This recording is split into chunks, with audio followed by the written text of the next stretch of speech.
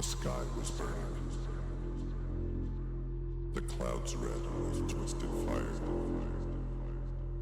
Lightning moving across them. And they descended upon everything. Like a furious battle between God and Satan, good and evil. Like a fire vortex.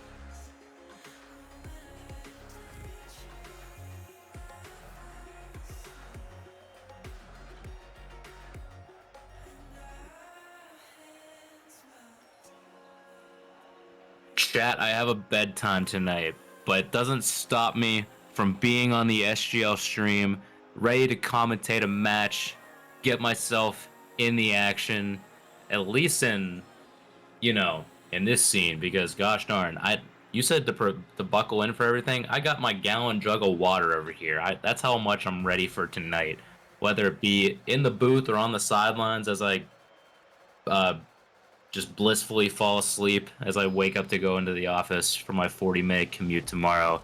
Strap yourselves in. It's a good night tonight.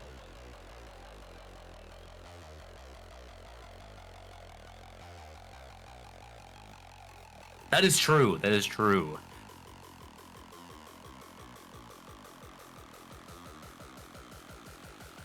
Oh, yeah. Yeah, we got out of that. So we're not as bad this time around. We're doing better. We're doing better.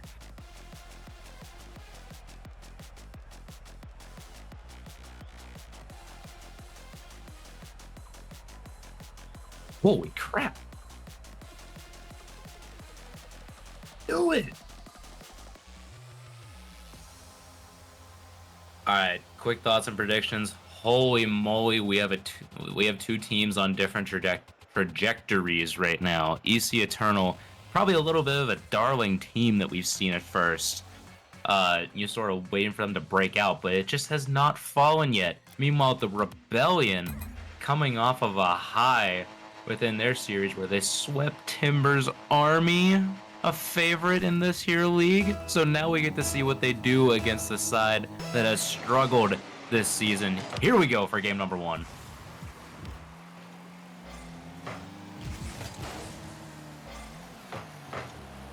What? Oh! We're not even...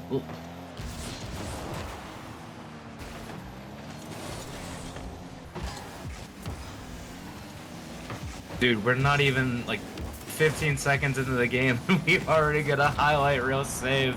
Connor Hellebuck over there in net showing what he can do. But, why not? Why go to the feeling out stage of the matchup? Let's just jump right in to, just goal line save after intense defense to offense. Just keep it going. Oh no.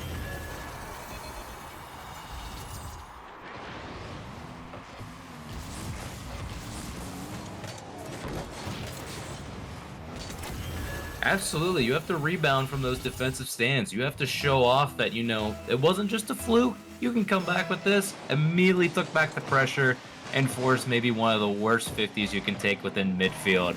With two players going out toward the wings, and you're heading back toward the middle as they close you in. Early lead here for EC Eternal. They get to show off, at least hopefully, that they mean business here in this matchup.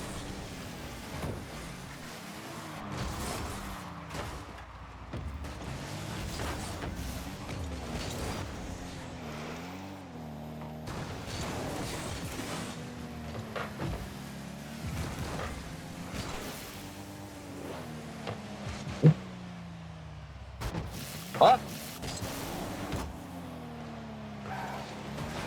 Whoa, we're getting a bit antsy right now, EC Eternal. Let's watch a little bit of those aerials. And even like from the Rebellion, I saw a little bit of an antsy jump over there. Now all of a sudden players are just high flying, going for everything. EC Eternal, we've seen like they're willing to go up for all these plays. Now it's just a matter of capitalizing on them now. Meanwhile, the Rebellion are happy to just absorb pressure and take the demos, especially whenever they can. Goodness.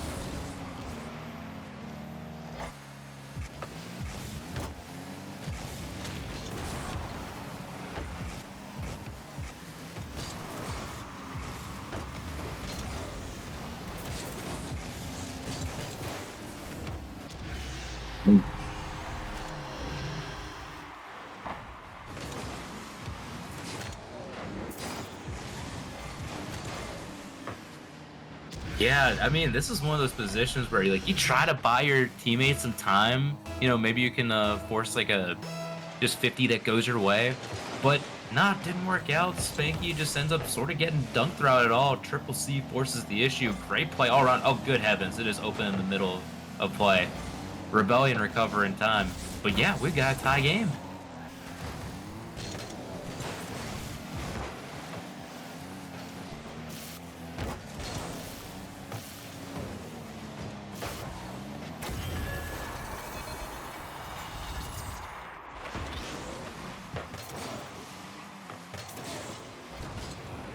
It's just psychedelic plays all across. You think you got the one guy going for the double tap, but instead it's the guy at the bottom, the one you're not looking out for. They get the tight angle shot through the even attempted dunk or even block on that one. EC Eternal get their lead back.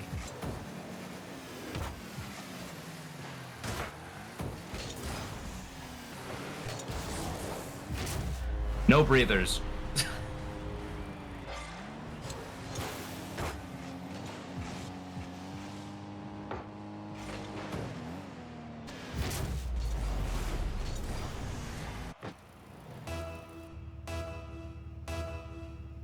They absolutely are, as much as the shakiness of that announcement of your name was. So, you get those little quick announcements. I see you, Bear, as well.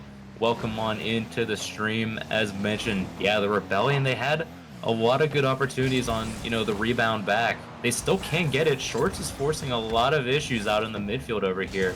So if they get a quick turnaround, it's possible. But, these plays here from EC Eternal are doing, just enough. But, oh, look at this play over here. It may work out. Deception unfortunately did not work out.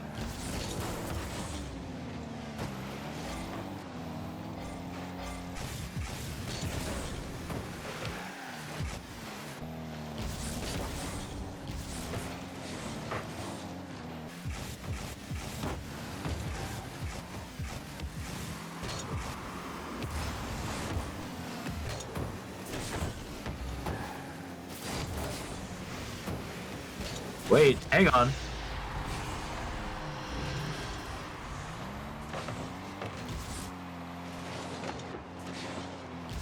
Oh man, Spanky must have thought Bisbo had this for sure, because there's no way you make a turn like that without thinking that you're getting a 50 on this one. Works out so well here for Triple C. They're back in this. We still got a minute.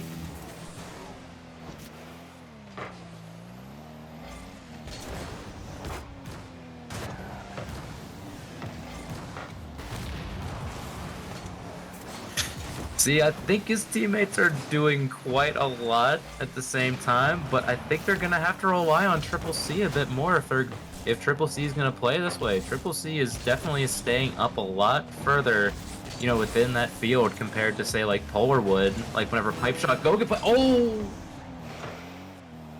no, that was 90% in the net. Yeah, who needs Polar to score the goals whenever Triple C's putting in the goals like this? That's the hat trick for him. Bar down just over Spanky, and the Rebellion have tied it.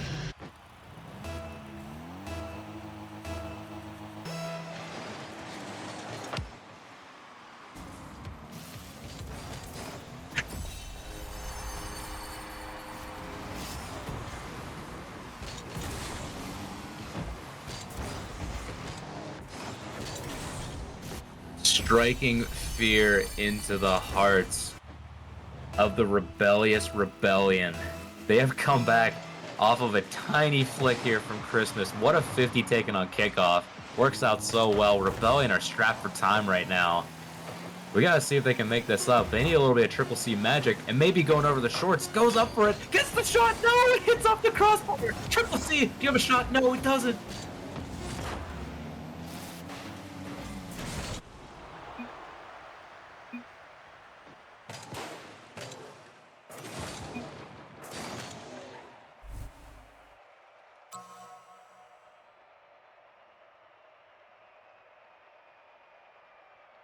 That absolutely is, because oh my goodness, yeah, they had everything set up. It reminded me, of that overtime winner for Los Verdes and Steel Army. Pass drop down from Bear shooting in front. Shorts just not quite finding that angle. It looks so beautiful to play outward. Triple C had such a good game overall. Wanted to get on the assist column. Nothing going from there. EC Eternal get the win, but I get the feeling that, you know, This series is not set in stone by any means. This felt way too back and forth of an affair to say like one team had real control.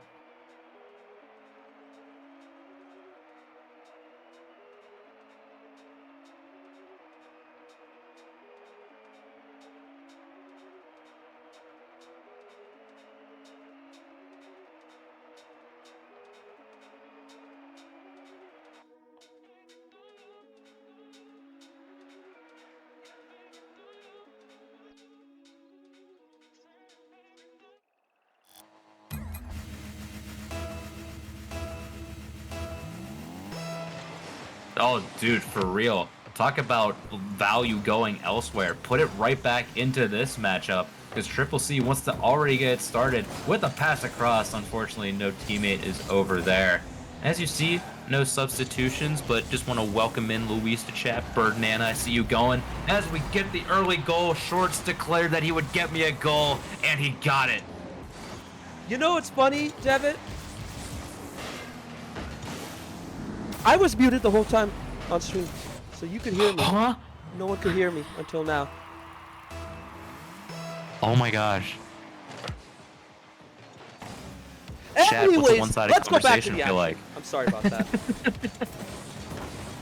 Oh my gosh, if that's the case, Chad, then you missed a really good commentary back and forth. I apologize. Listen, no. Let's give credit to Devin. His dulcet tones are amazing to listen to. All right. As a solo commentator, he is a fine commentator for sure. But you know what? We're seeing some fine freaking gameplay for both teams right now. Terrific defending from EC Eternal so far, with great offensive play from the Rebellion, especially with that awesome bump. Triple C could have had a second right there. A mini curse to the commentator. I apologize for that, chat. But Polar keeping the pressure up. Oh, Double commit. it's open. Saved. Triple C with the second.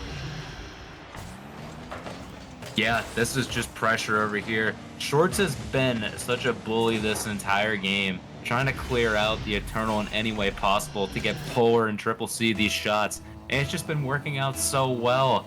They get another one on the board. They do the tried and true, team method that they got over here. They're up to nothing, and right, deservedly so.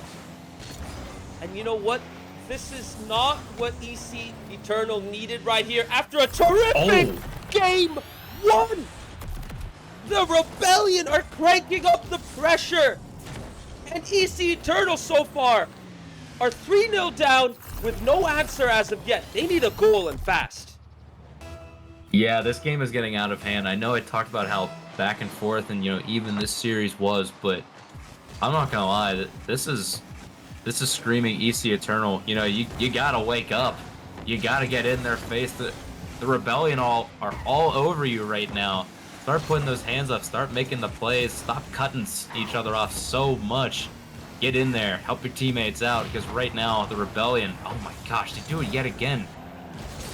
Yeah, Schwartz has been hunting for those Eternal players. And we saw that from Polar in the first goal too. I think they've been very encouraged by that, so they want to keep that going. Big intervention by Polar. Big demo by Triple C. And a big clearance by Shorts. Yeah, good defensive stand over here. Shorts looking to get back on the score sheet potentially. Two players go here for the Eternal. Get the clear out for right now. That's not a good clear out. Polar gets the touch. Good here for the Rebellion. Actually gets a flipper set off that. Impressive touch over there.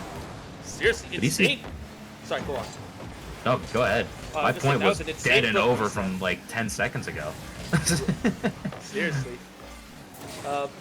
Little awkward moment there for Eternal as they have to deal with a lot more of a nuisance in Triple C right there.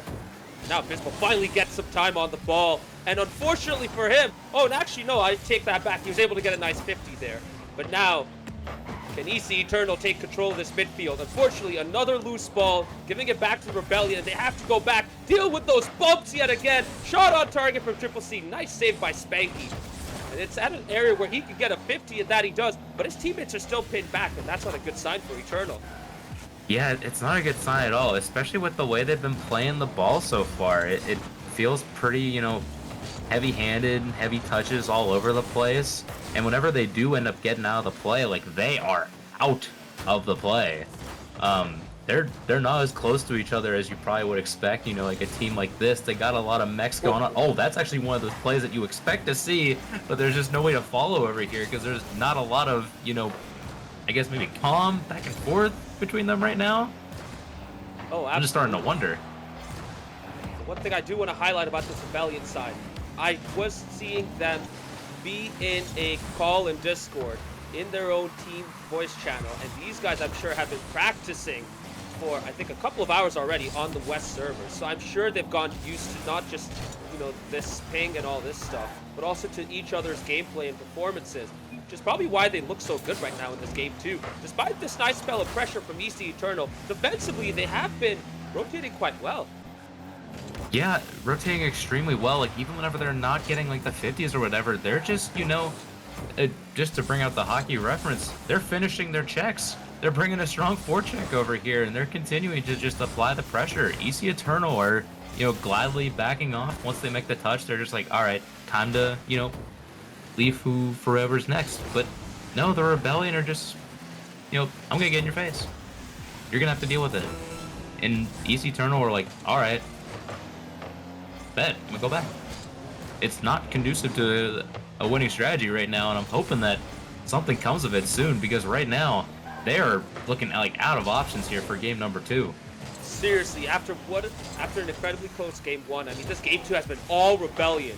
Maybe that first goal set the tone, but since that first goal, the Rebellion have taken charge. They've dominated almost all areas, and even defensively they look very comfortable. Unfortunately for Polar, he cannot get his team's fourth. Doesn't matter though. 3-0, a clean sheet. That is exactly what you need to bounce back from a very close game 1 loss. Yeah, they took that game 1 loss personally. It was just looked at and said, nah, we definitely deserved more out of that one. And, you know, I'd have to agree with them. They took this game by the horns and said, you know, we're going to go out there and take it, show them why we, you know, this is our server now. Yeah, we may be in the New England area, but, you know, we're West Coast now. We own the server. Speaking of servers, I mean, we've seen, you know, the Rebellion take advantage of that against Timber's Army last week.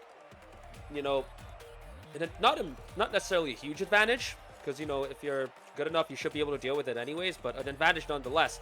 And right now, the Rebellion is showing, even if they're playing on the West, they can handle this. They can deal with this. So, we'll see how Game 3 goes. I think that's going to be very important. You know, it could go either way. Yeah, for real. I mean, it definitely, like, we're looking at this game by game, too. Hate to call out the one score on here, but there's some notable touches that need to start going through for a certain player named after a holiday that, you know, I'm used to seeing a lot more of. And I know this team is high on the energy right now, so I'm going to need that regain attitude as we move to game number 3 between these two sides. You know what also needs to regain? Luis's stocks on EC Eternal, and that is perfect timing because Luis has just entered the commentary booth. It's time for me to step back. Enjoy, chat. Luis, you can take on over. Yo, what's good, chat? What's good, Devitt? Good to see you guys. Wow, I think I joined into a great series, 1-1. It's been a baller series so far, apparently, so I'm glad to be here.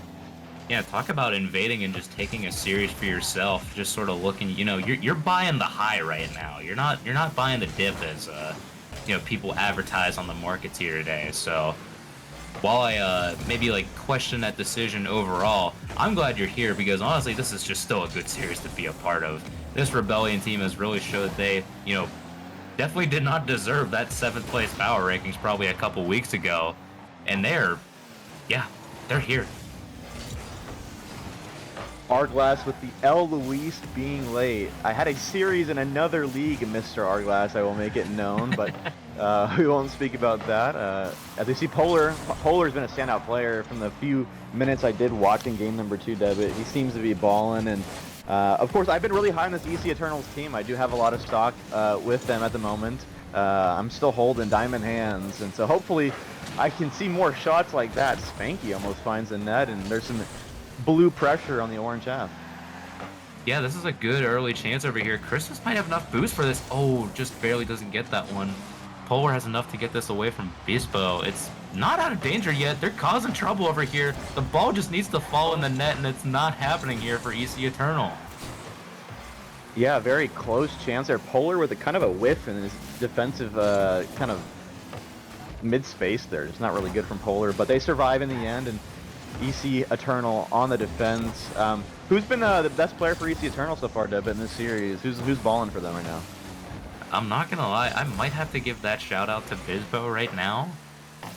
Mainly just because quality of touch. That might be one of my my biggest argument factors over here.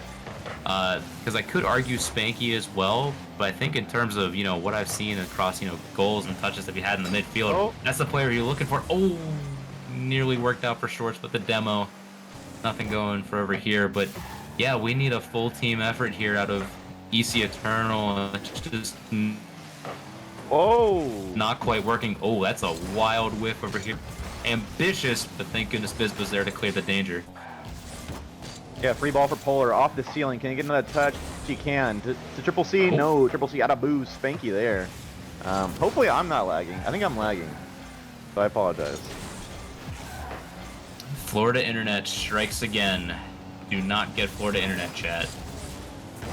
You get your quality PA Internet that only goes out at the most important times.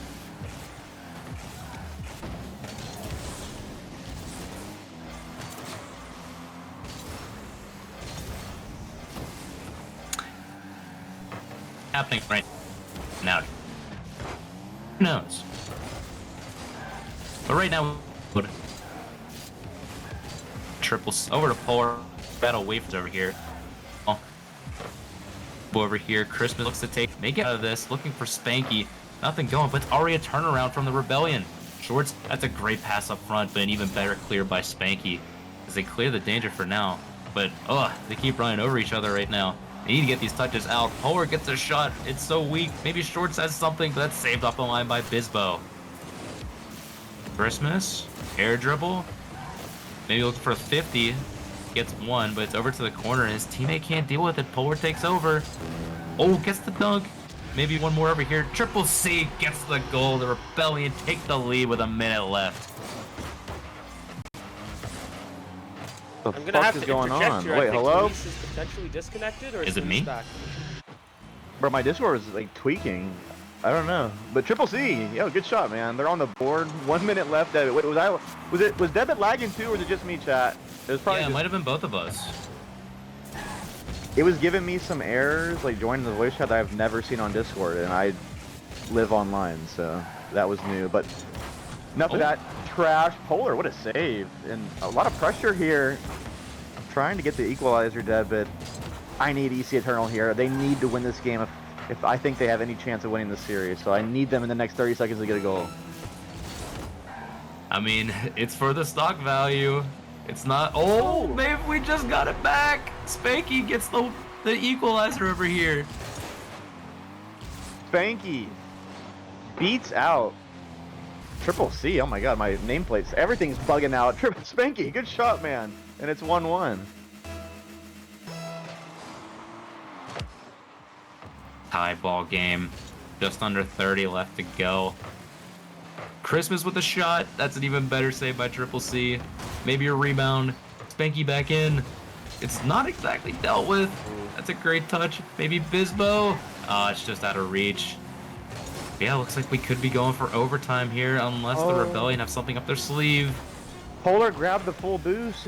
I've seen his potential on an air dribble there. That could have been the game-winning goal in regulation, but OT it is, and you feel, Debit, this is a big OT. Whoever wins this game is going to be in full command of not only confidence, momentum, but of course the series scoreline going into game number 4. So Really feels like it.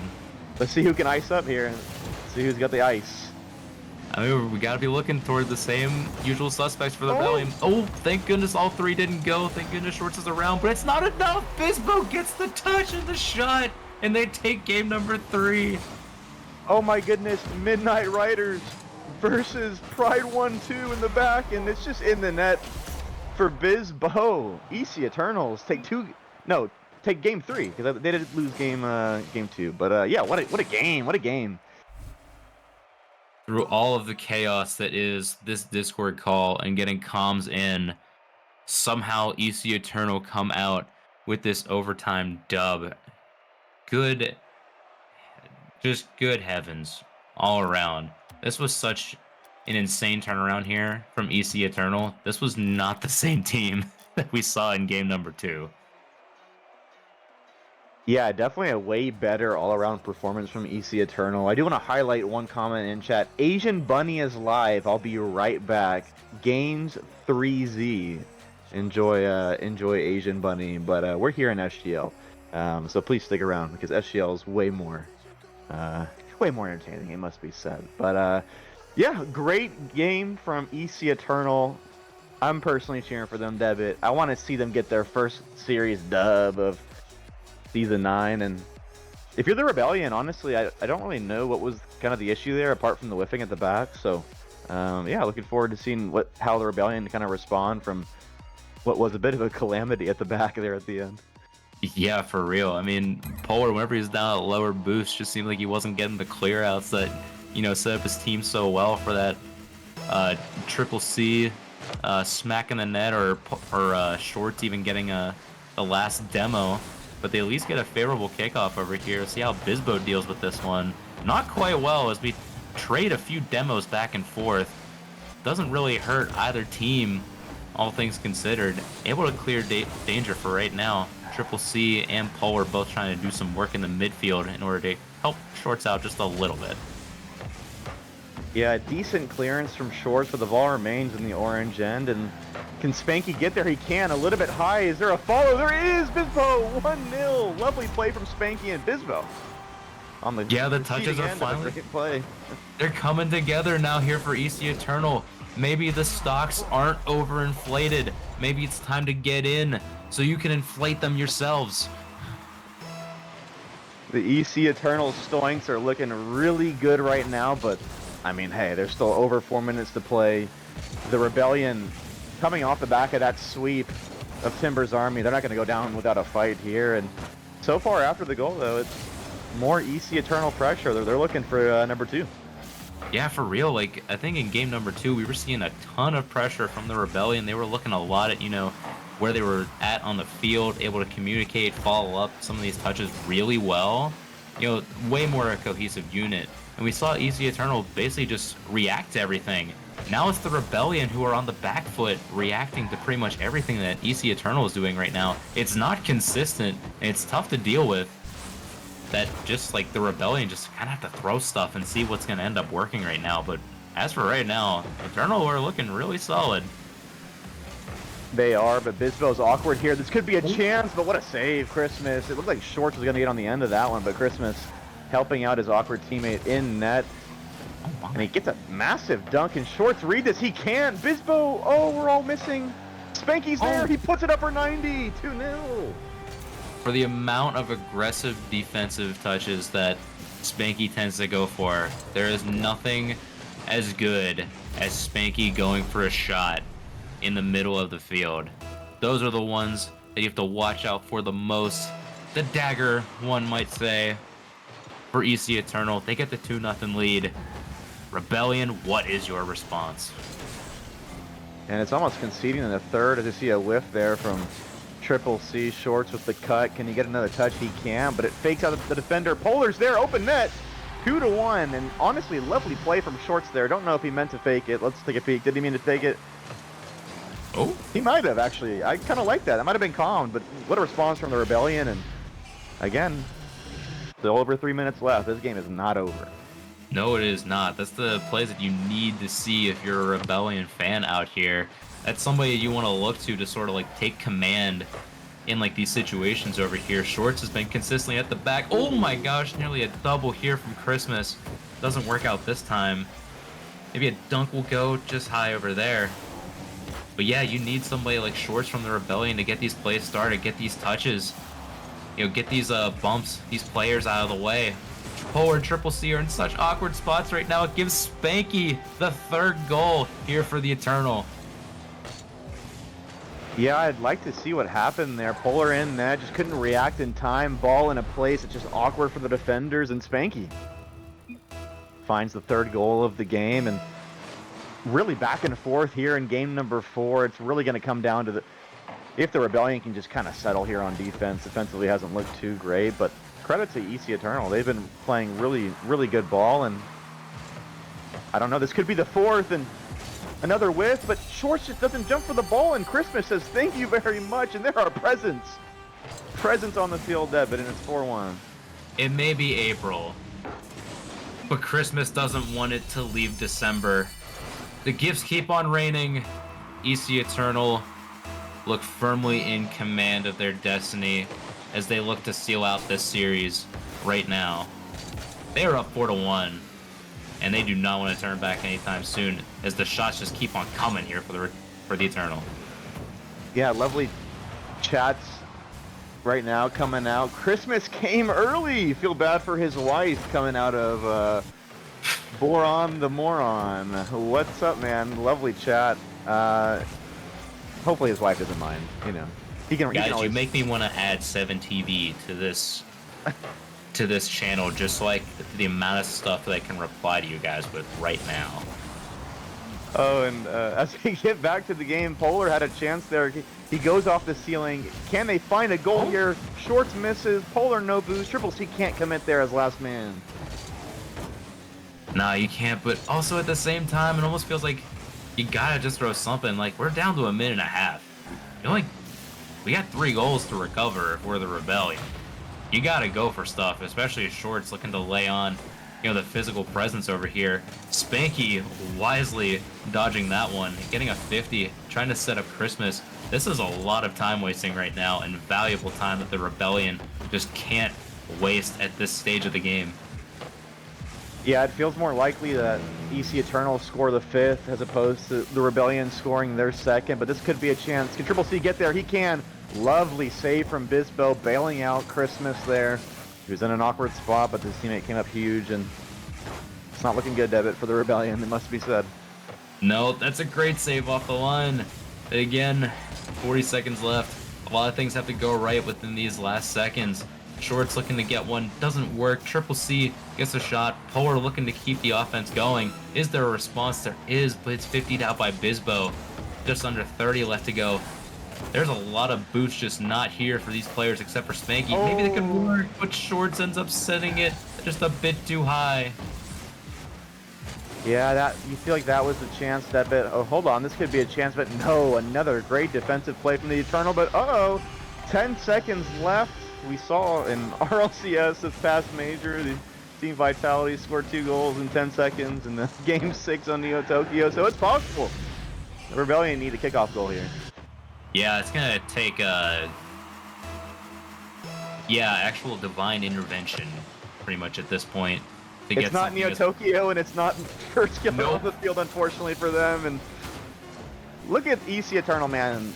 Gonna get their first series win in Season 9 debut. The Stoinks are up. They're finally up. The team that was down, if you bought that dip, the advice worked. Buy the dip and reap the rewards. The Stonks have finally gone up. The Rebellion's immediate rug pull goes down in history. But they do put up a good fight through this entire series, showing off, you know, their skills and whatnot. Definitely not deserving of some of the placings, but definitely earning all the points that they had within this series.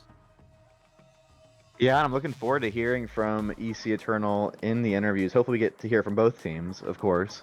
But yeah, awesome. That was great. And as a believer of them, even though I did have them, well, I think we both had them power ranked 7th.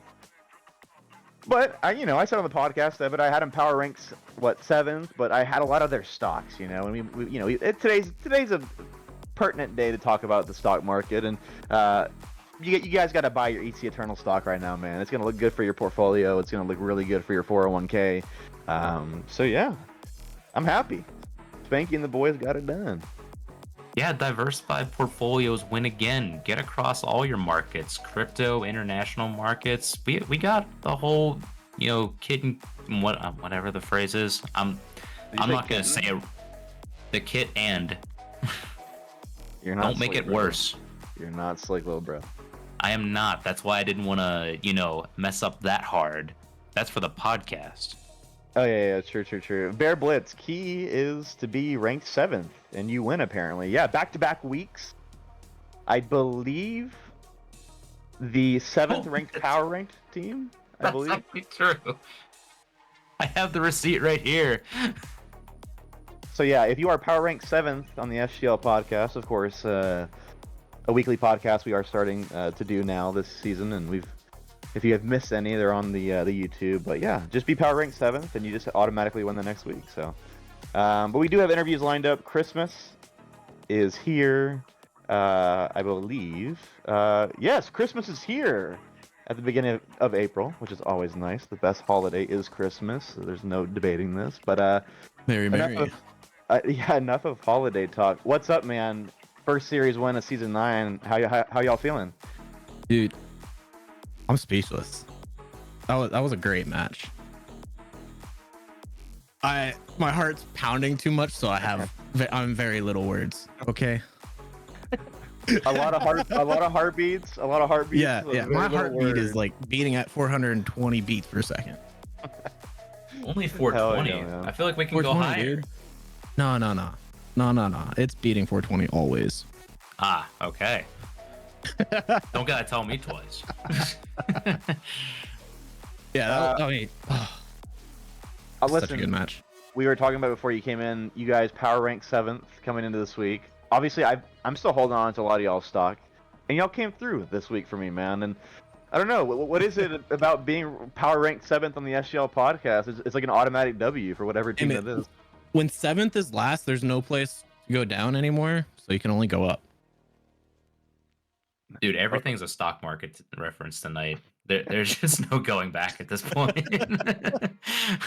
Hey man, I chatted in the podcast saying, hey, watch out, we're out here, and tonight we did it.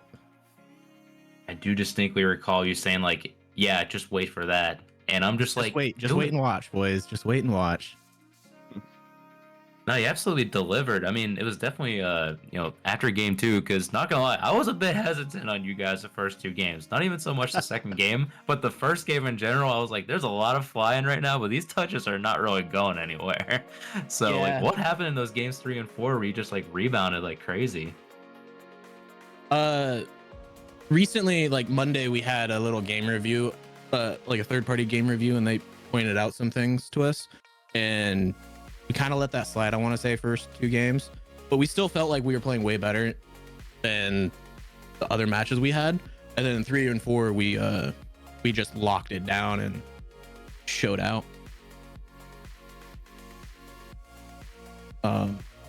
Just rotate. I felt like rotations were really good, and we just kept putting pressure out there. And you definitely look like that cohesive unit that I've been wanting to see out of you guys so much. It finally started happening. Yeah, that felt really good. Like I said, my heart is pounding. Yeah, and I think I mean we talked about it in previous broadcasts, but like I think that you guys are just gonna keep getting better as the season goes on. Given you do have some new pieces, right? I mean, Bisbo coming in, Spanky coming in from ECRC, so I think that you guys just gotta carry the momentum, man, and just kind of build on not only this win, but I thought you guys were starting to play better at the end of some of those series in previous weeks. So yeah, I mean that's about it for me in terms of questions. I mean I'm just kind of heaping praise, really. So Yeah, I mean you can't. I forget what I was gonna say, but the Rebellion played really well too, so can't knock them down. Yeah, you took down a team literally on not the actual hot seat because they weren't really in danger of anything, but taking down Timur's army is like no small feat. So you're just like, wait, hang on a sec. Yeah. Hold up. we got to make our appearance Wait a now. minute. Yeah. Oh man, that's funny. Well, hey, I mean that's all I have, Deb. But I mean, I want to let him go celebrate with his teammates, bro. I mean, you guys. Yeah, I think this is. Bro, he's beating at 420 beats per I don't even know like second it feels like right now. So might as well just let him try to bring the pressure down, start doing some shout outs, and then we'll let him go to celebrate. Well, shout out to the SGL, shout out to Rebellion for giving us an amazing match, and shout out to the teammates Bisbo and Spanky. Those are my shout outs. How about that? Hell That's yeah. perfect.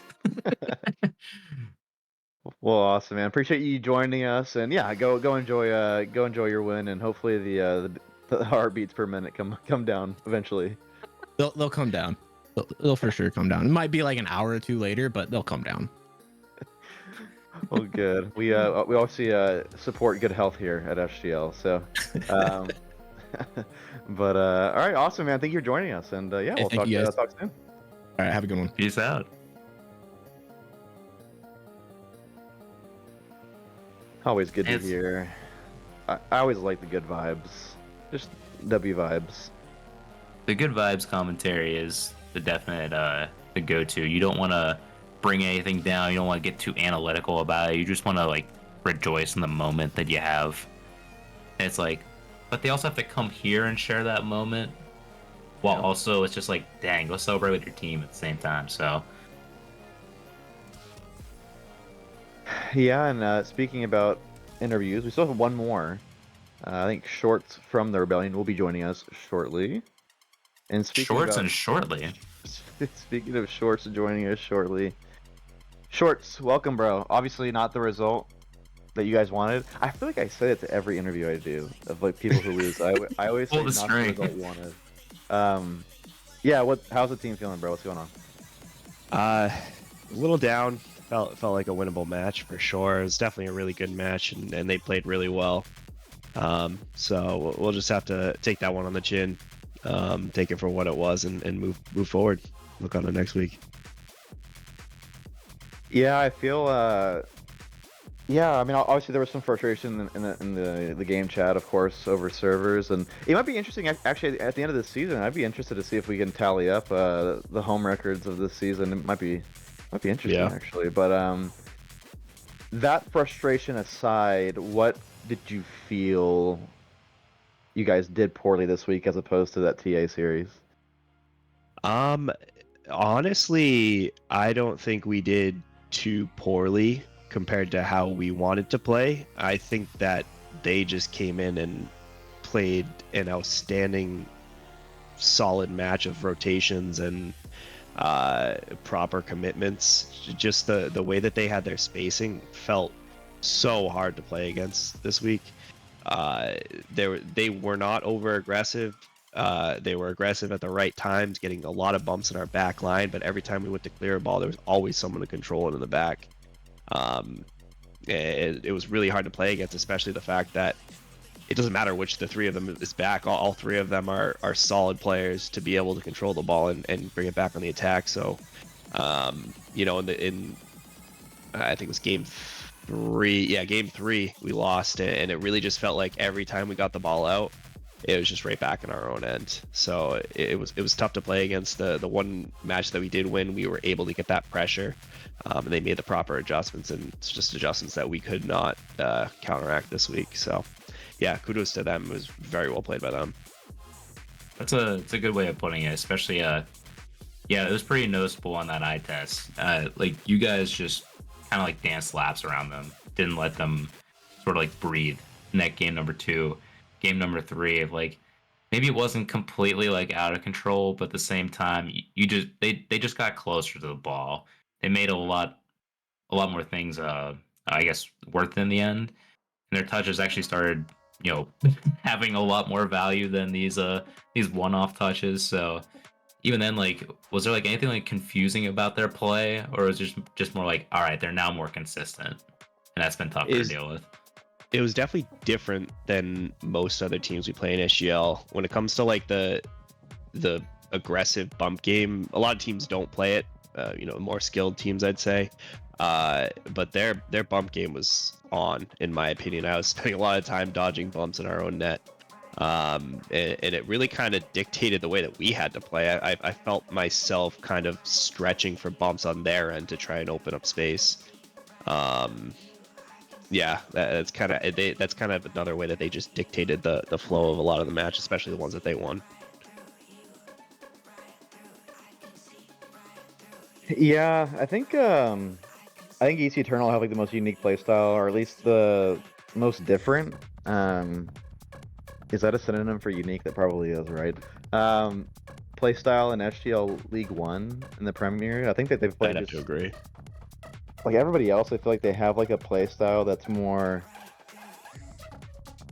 This is gonna sound mean, but like more normal.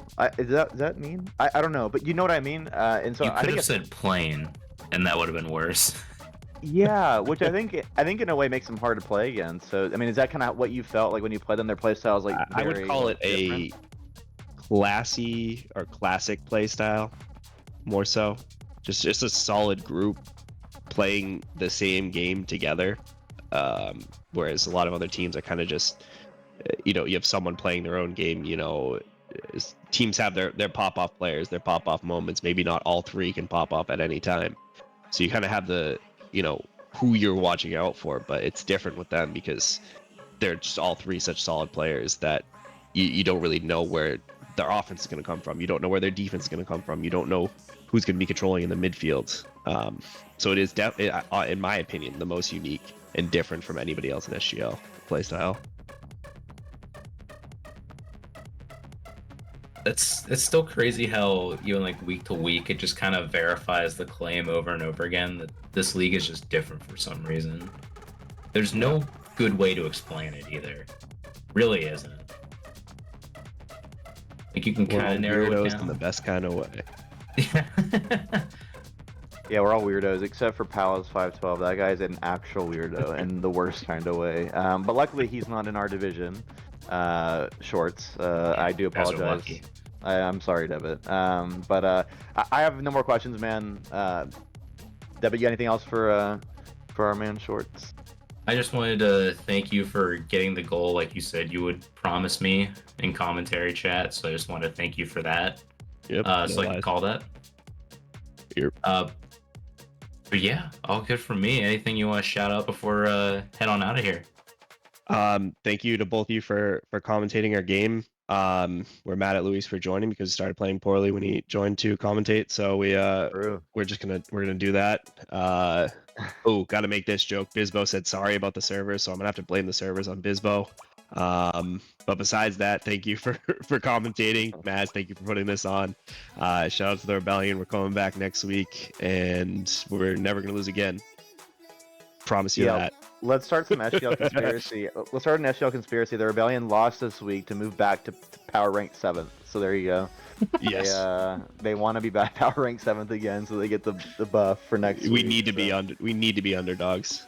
We can only perform there.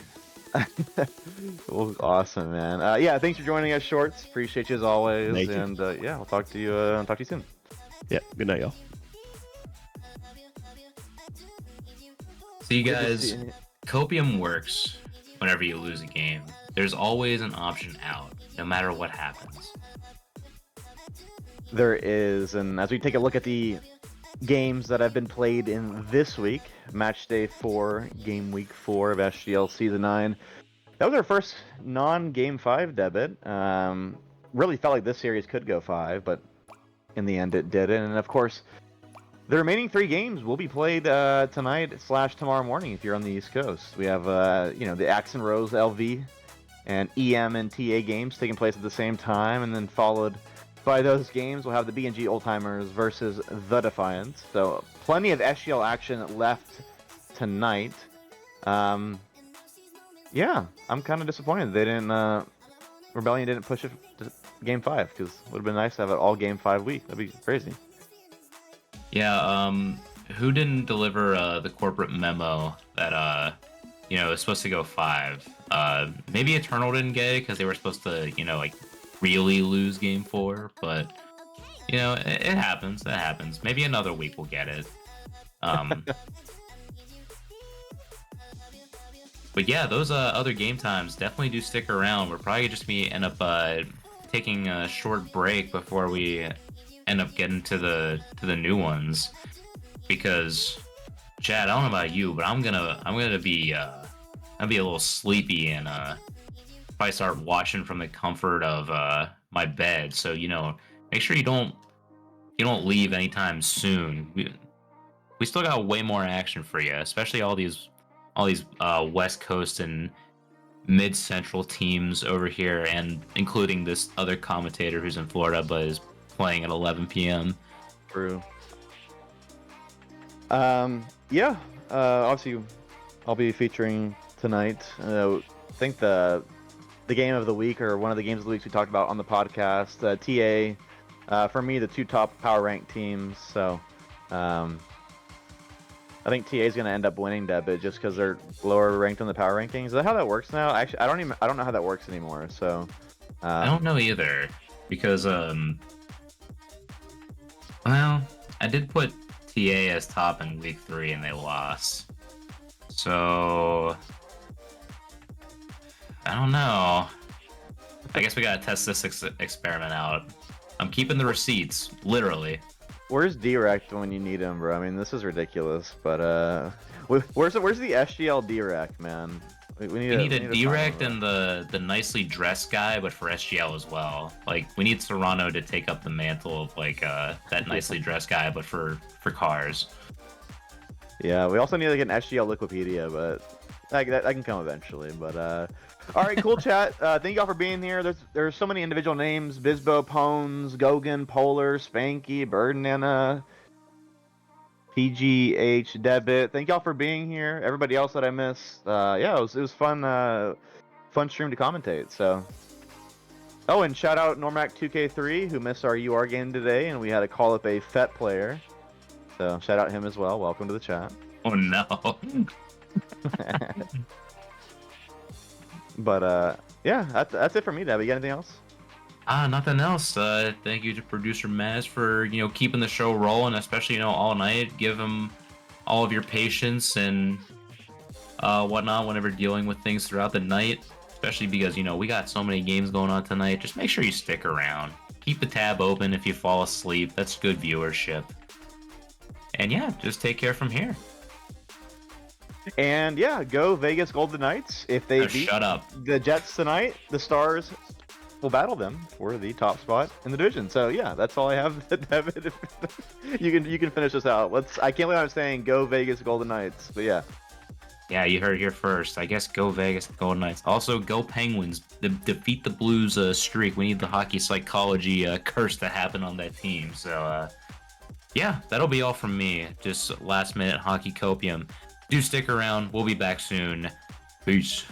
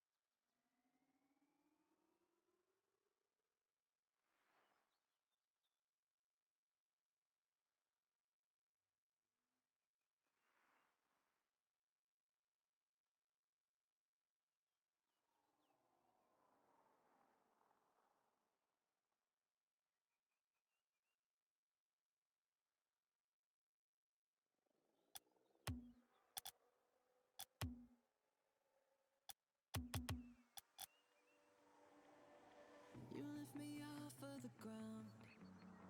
I close my eyes and I wait for the come down. I used to live in the now. Now I'm wiser to think that we are bulletproof. Teens with thicker skin, now we just bruise.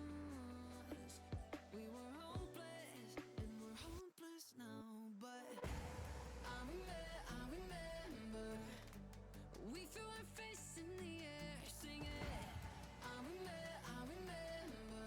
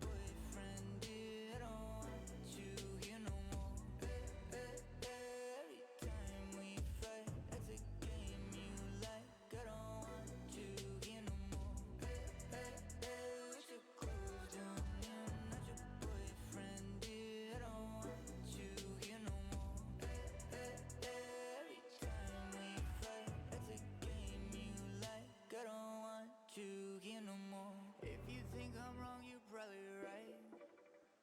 I love you, then something changed in my mind. You always were my better half. Now I'm laying on my back, staring at the ceiling, thinking why? I woke up with that. Need you, but you're not enough. Maybe a little taste of your love will keep me from giving up. Manic, I know you agree. The person I am isn't me. I'm running in circles, I run out of time. I have nobody saving me. Hey, what you close doing? Yeah, I'm not your boyfriend, dear. I don't want you here no more. Every time we fight, it's a game you like. I don't want you here no more. What you close doing? Yeah, I'm not your boyfriend, dear. I don't want you here no more. Every time we fight, it's a game you like. I don't want you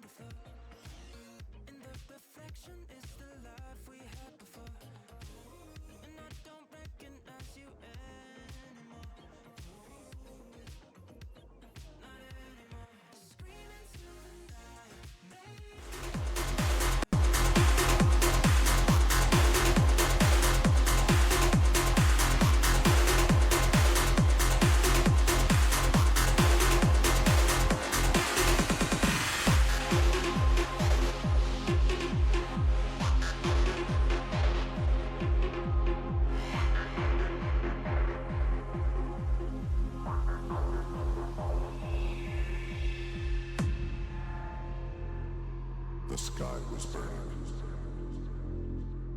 The clouds red with twisted fire. Lightning moving across them. And they descended upon everything. Like a furious battle between God and Satan, good and evil. Like a fire vortex.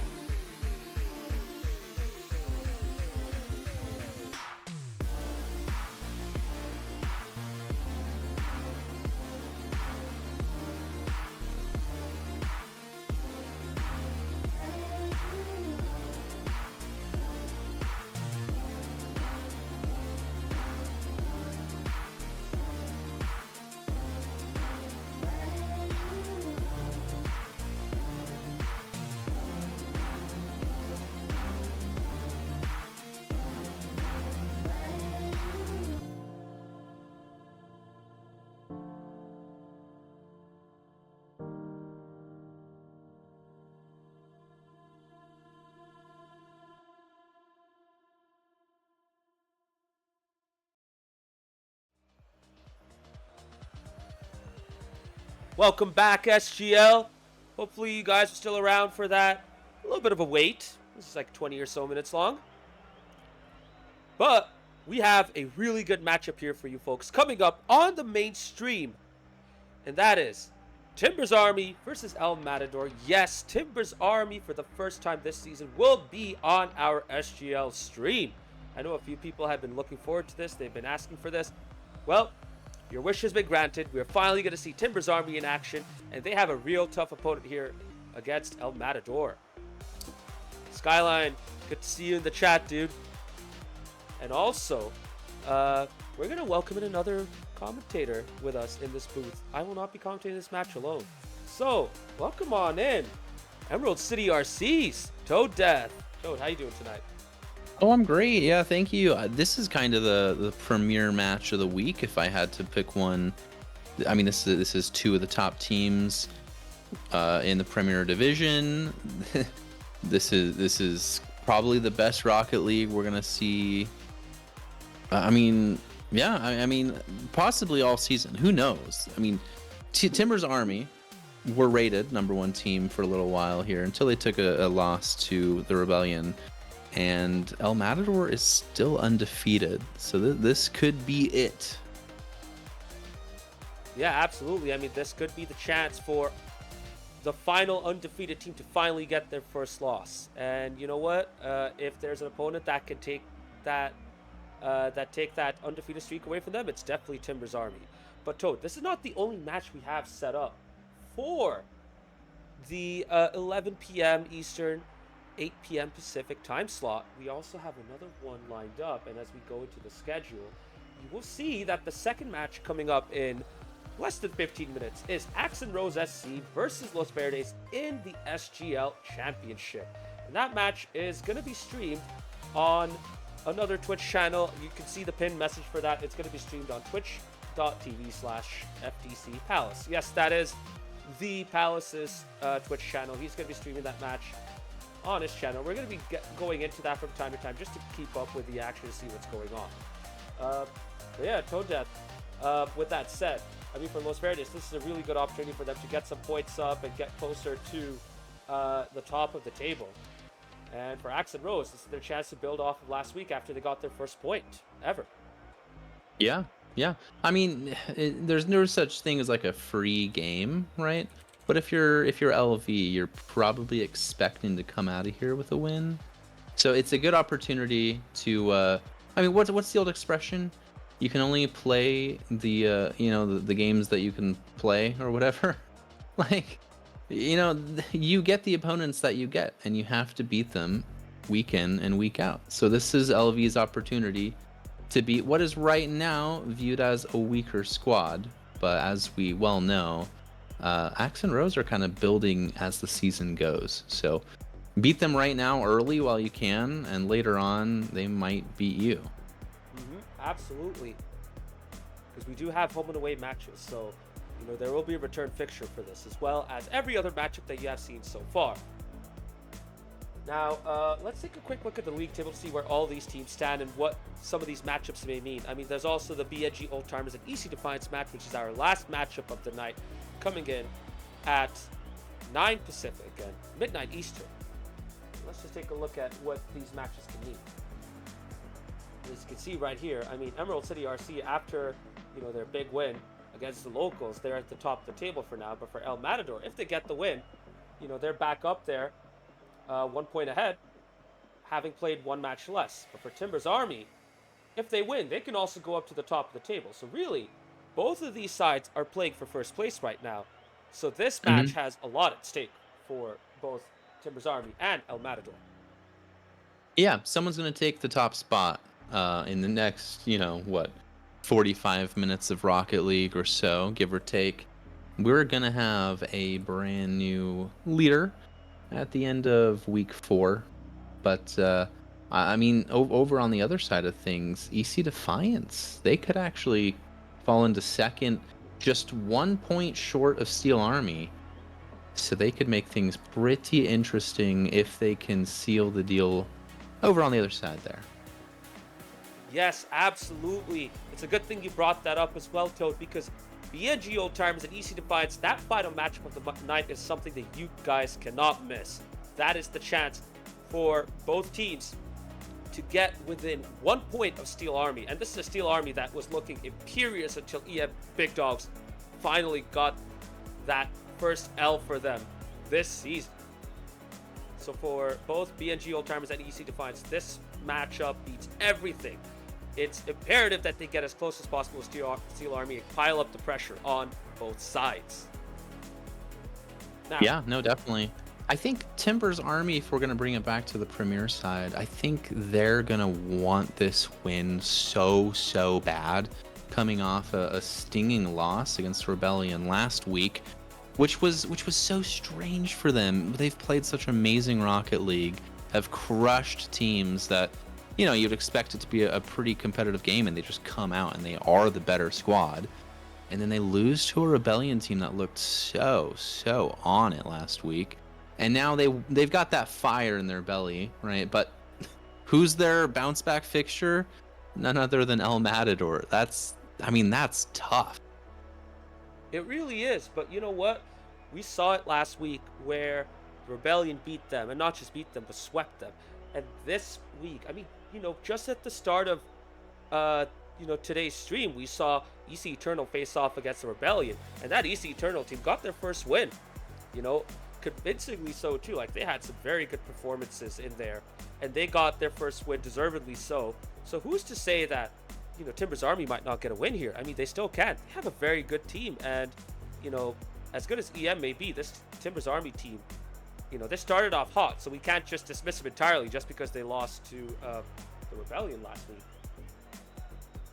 Yeah, I mean, looking at the talisman for both squads here, for El Matador, it's probably going to be Luis, right? Who has been, you know, week in and week out, season in, season out, probably the best player in the league. And then Timbers Army welcome Loy Boy into the squad, and I have had the pleasure / displeasure of playing against him, and he is so quick and crafty and smart. Every 50 is thought out with him. Every time he carries the ball, he has a plan. It's so tough to defend him, and it's also tough to score on him. So we're going to see some amazing Rocket League today. As we look at the team comparison between the both of them, goals coming in bunches for both teams, looks like. They're very similar, aren't they? Like, there's barely anything separating them. I mean, the only difference Yeah. is Timbers Army played that extra match, and because of that, they have 3 more losses. You know, besides that, they're pretty much the exact same. They have similar saves, similar goals against, similar assists. The shot percentage at El Matador is slightly better, but I mean, for Timbers Army, of course, they played an extra match. So just keeping that in mind, I mean, these two teams are very, very similar to each other. So I would not be surprised if this is an even affair, just like the first match tonight, and we, you know, see games decided by the finest of fine margins, whether that be an error defensively, or a moment of individual brilliance, or a team play that the opposition was not expecting. Well, what's also interesting between the two squads, Timbers Army is basically set. There's not too much rotation in their side, but El Matador, there's a lot of good players over there in Dallas. So they've got, like, I don't know what, 5 or 6 players that they can rotate through. So almost every game looks kind of different. You've got Kiwi, who has been spectacular, who is right now my favorite to be the third man on their squad after Caesar and Luis. But I mean, that would be discounting some of the other spectacular players, like Wicca has shown up, and then Huey as well. So and also Kuv. Sorry, I didn't want to discount Kuv as well. He's also in the squad. But so I mean, every game can look different for them. But that's just the difference between Timbers Army. It's kind of Rydog Nelly and Loyboy. Haven't seen too much Piglet so far. Yeah, absolutely. And, you know, it's a good time to take a deep dive into the El Matador team because they have rotated quite a bit. I mean, the player who's played the least so far has been Luis, but, you know, the only reason he's only played 3 games so far is because they've rotated so much and gotten everyone else involved. Last week, Huey turned up and had an incredible first match of the season. you know, and that was his first appearance. And then you have Caesar, who's been in and out, and he's been rotating quite a bit too. So pretty much the ever-presence have been Kiwi and Wicca for this team. And some may argue, you know, they might still be figuring out their best trio, because there are certain games where Kiwi steps up and is a big factor, other games where Huey steps up and is really big, and then there are other games where sometimes they need to drop one of Luis or Caesar, you know, just to change it up and make themselves more unpredictable. But we'll see if they decide to go down that route. If I want to draw a parallel, Toad, you look at what EM Big Dogs did against Steel Army. They rotated too, but when, you know, the key games came up, they decided to stick to their best three, and that's what got them their big win over Steel Army. So do you think El Matador need to do the same here against Timbers Army? I think this is an interesting one, right? How much is Luis going to want to rotate? Is he going to take this like super serious, lock in, let's grab our best three, whoever we think is our best three right now, and just run it until we come away with all 4 points? Luis, little inside baseball. Caesar's making a PB&J, so I don't know if that means he's going to be unavailable for game one, but we'll see. I mean, this we don't know really. I mean, they like to keep their cards close to their chest. Honestly, I think that's one of the things we can't really predict, like who's going to start for them. Meanwhile, on the Timbers Army side, as you said, their three has been very predictable, to the point where Piglet has yet to make an appearance. So every single game has been played by this trio right here. And, I mean, we have to say this. As much as we talk about Loyboy stepping up and being a big factor, Nelly has been their most important offensive weapon. I mean, 19 goals is insane. 42 shots, even more so. And this dude has been a clinical finisher for Timbers Army, and probably one of the most clinical finishers in SGL this season. Yeah, that's insane. I did not realize he almost has 50% shooting percentage right there. That's nuts. And then I know Rydog is a very physical player. He knows where the space is. He knows where to move and position. And so I'm not surprised to see him pop up with 19 demos, because demoing doesn't have to be, the unskilled player's sport. It is a part of the game, and you can create space for your teammate. You can relieve pressure. So I'm not surprised that Rydog kind of has a nice physical, smart play style with 19 demos, because I remember playing him, and I definitely felt every single one of those demos. And you know what? That might have to be the play against this El Matador team. You know, put the likes of Kiwi, Huey, and Wicca, whoever their third is, or even the second for that matter, on the spot and ask them to deliver. And as you can see also right here, so, I mean, Loyboy and Nelly, that seems to be the combination. I mean, Loyboy has 15 assists, which is incredible. And Nelly seems to be the guy to go forward. So I think we kind of have an idea of how Timbers Army are going to set up. But against this El Matador team, do you think they should try something different, or do you think they should just continue off of where they left off in the season so far? I mean, yeah. So whatever they did last week, I think they should stop doing that. If that was sending Nelly to goal, having Loyboy set it up, and Rydog play anchor, they should stop doing that. But if that's what they didn't do last week, then they should definitely do that again. Yep, absolutely. So we are at the moment where we should be kicking off, folks. It is time. We are at the time of kickoff, but I don't know if everyone's in the lobby yet, Toad. Yeah. Not everyone is. I think yet. we're missing a couple. I'm pretty sure Luis is keeping his sticks warm, and then we're waiting for TA to find their way over. But I'm sure they'll be here soon. This everyone's been looking forward to this game, so I don't think anyone's going to be sleeping on it.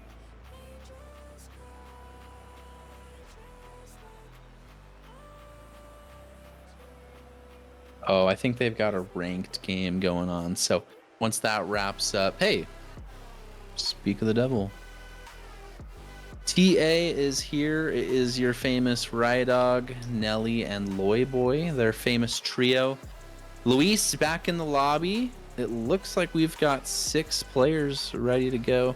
Kiwi, Caesar, and Luis for El Matador.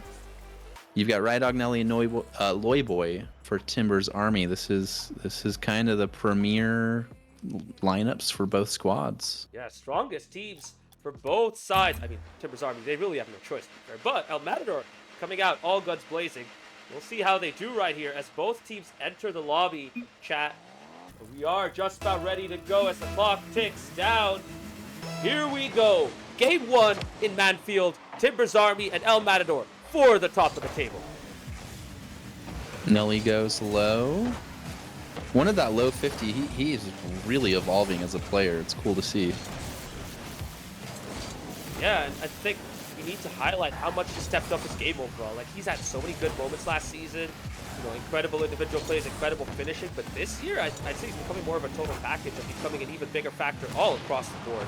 And that's only going to make this Timbers Army side more dangerous. The more well-rounded the team is, the more unpredictable they can be in the game, as you don't know who to face or who to deal with in certain situations. And so far, Timbers Army are getting a good start, and Loyboy gets the lead for the home side. Yeah, you've got Rydog taking a really smart 50, putting the ball in a dangerous area, and Loyboy is quicker than Kiwi. I think that was pretty easily to spot, at least coming in rank-wise, and proves to be true. How will El Matador respond right here? This is the best start possible for Timbers Army at the moment, Toad. And, you know, it won't be long before El Matador starts to get good chances of their own, but for Timbers Army, they really need to consolidate themselves, get that midfield battle won, too. And so far, they're looking very confident. This isn't a side that is showing any signs of nervousness at the moment. They look good. Loyboy into the attack with the double. Lays it off. This is a big counter attack. Nelly needs that touch around and gets it. Nice win by Luis. Second touch, not so good, but Kiwi is taking over off of the backboard. He does not have enough boost to be directed towards the net. Caesar keeps it up, and Timbers Army need to get some boost right here. Loyboy does off of the corner. That is clutch. Giving up possession to Luis, but he's just not able to settle in right there, and Kiwi needs to step up. Decent 50. Caesar off of the top. This ball did not bounce off the ceiling. Luis didn't have enough boost to get to it. But this is a good spell for El Matador. That was a rare misjudge from Luis, as we see an attack out of Kiwi falling to Luis, but he thought he had enough boost for it and put his squad in a pretty rough situation. Oh no. Loyboy, say it ain't so. Oh, somehow he gets the flip reset fake. That is an incredible goal. Okay, that replay looked a little scuffed, but incredible nonetheless. Loyboy faking out 2 players, putting them on a rough spot. And here we go, 2-0 to Timbers Army. This is exactly how you respond after the sweep, after getting swept, against the Rebellion. Yeah, they want this one so bad. Rydog playing Anchorman right now, and he's so reliable. Up to Loyboy. Let's see some flair. Luis defending. Oh, no, it's Loyboy with a flip reset on Luis to make it 3-0. That's tough. It is the Loyboy show, chat. The dude has stepped up big time, getting a huge Game 1 hat trick. And this is exactly what the doctor asked for. Loyboy has stepped up, getting all the goals. We haven't even talked about Nelly yet, you know. I mean, I think this has all been Loyboy in his solo plays, and El Matador have had no answer to him so far. Yeah, that goal on Luis was just ridiculous. The skill, like, I mean, how often can you pull one of those off in free play? Like, I can maybe hit one of those one every hour and a half. Like, good grief. So far, To pull it off. Yeah, to pull it off in a game time situation against who, I mean, has been the best player in the league, Luis. Oh, can't he get it? Another open net. Oh, they got away with that. Oh, Rydog leaving it for Loyboy and goes for the bump. Man, I feel like I called that one out. He's such a smart player. Dish it off, secure the bump, secure the points. immediately spotting the nearest orange car and like a heat-seeking missile after him. And this is exactly how you play against this El Matador team. Make sure they don't get any time on the ball. Make sure that they are not able to settle in.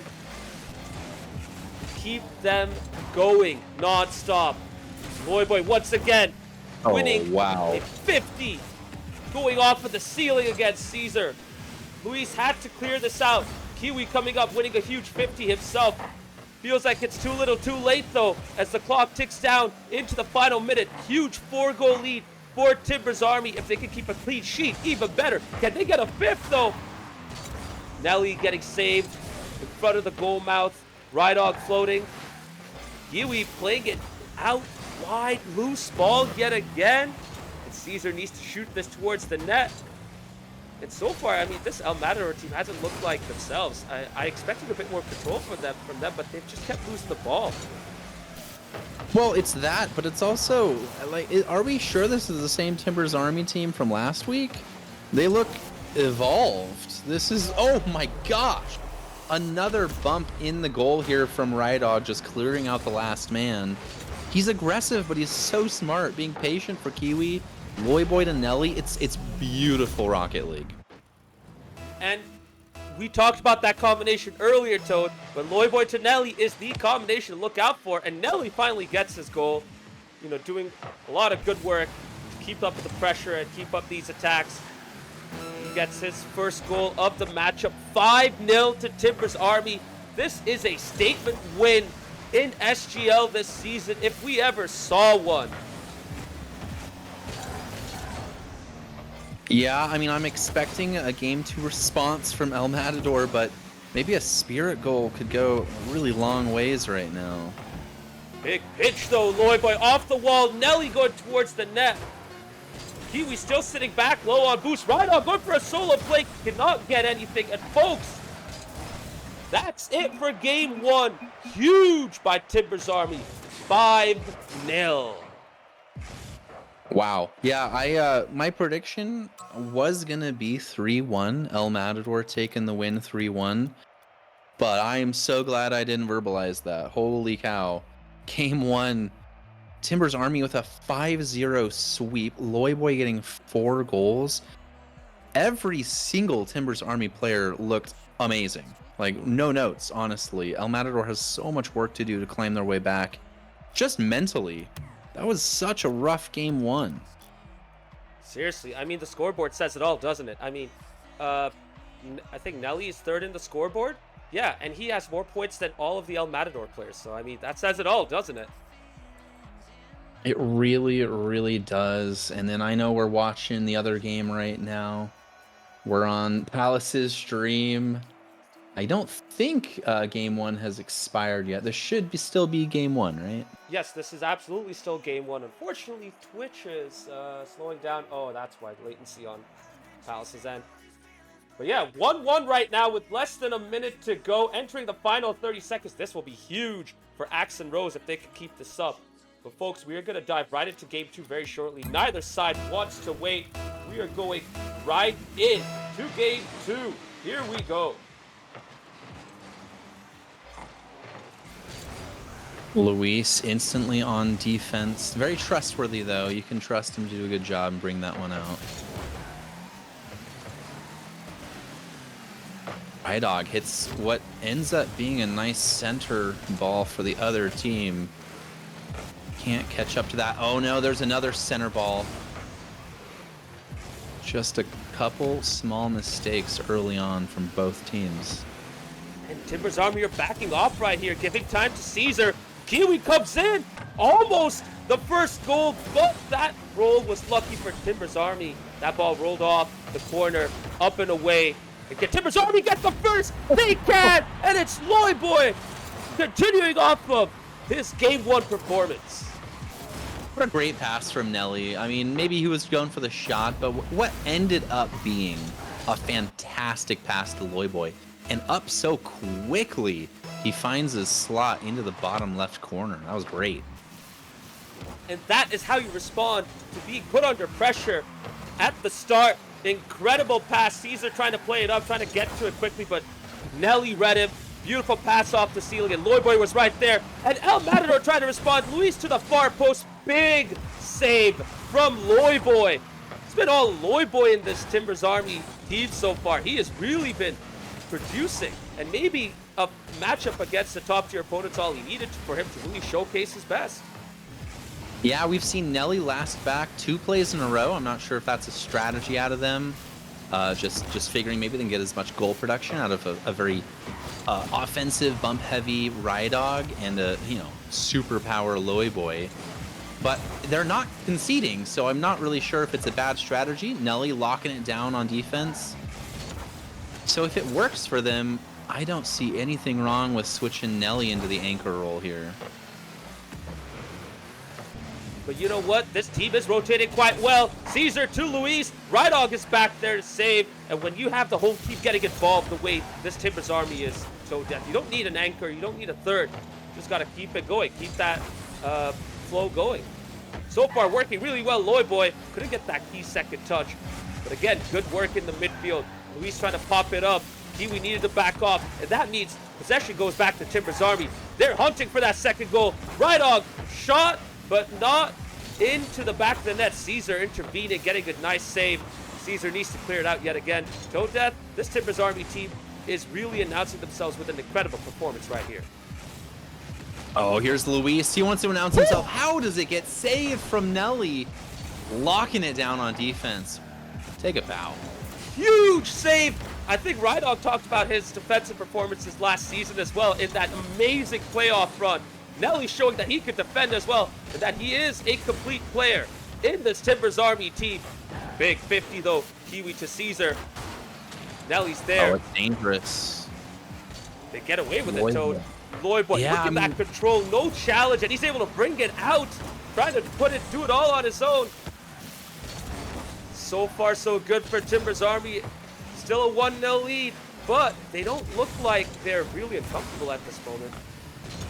It still is only 1-0. There's a lot of game to go. But yeah, I mean, Timbers Army looking pretty good right now. Oh, here's Luis, 1v1 with Loyboy. The mind game's not gonna work on him. Especially when you consider that he had his teammates coming back to help him out. They had that near post covered. No one had the goal covered though. Loyboy just didn't have the boost to get that second touch off the backboard. No double tap for him. And it's still 1-0 to Timbers Army. El Matador still in it. Yeah, there was a crucial bump that threw him off, but not here. Oh, it was just his own mechanical skills that threw him off. That was a rare whiff from Loyboy. Don't expect that to happen again. Oh, speaking of whips, Caesar, as the third, misses that. And Timbers Army with a huge second goal in game 2.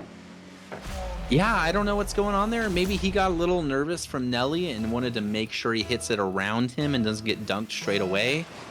Maybe that's what's going through his head, but whatever it was, it ended up just being a pretty rough whiff.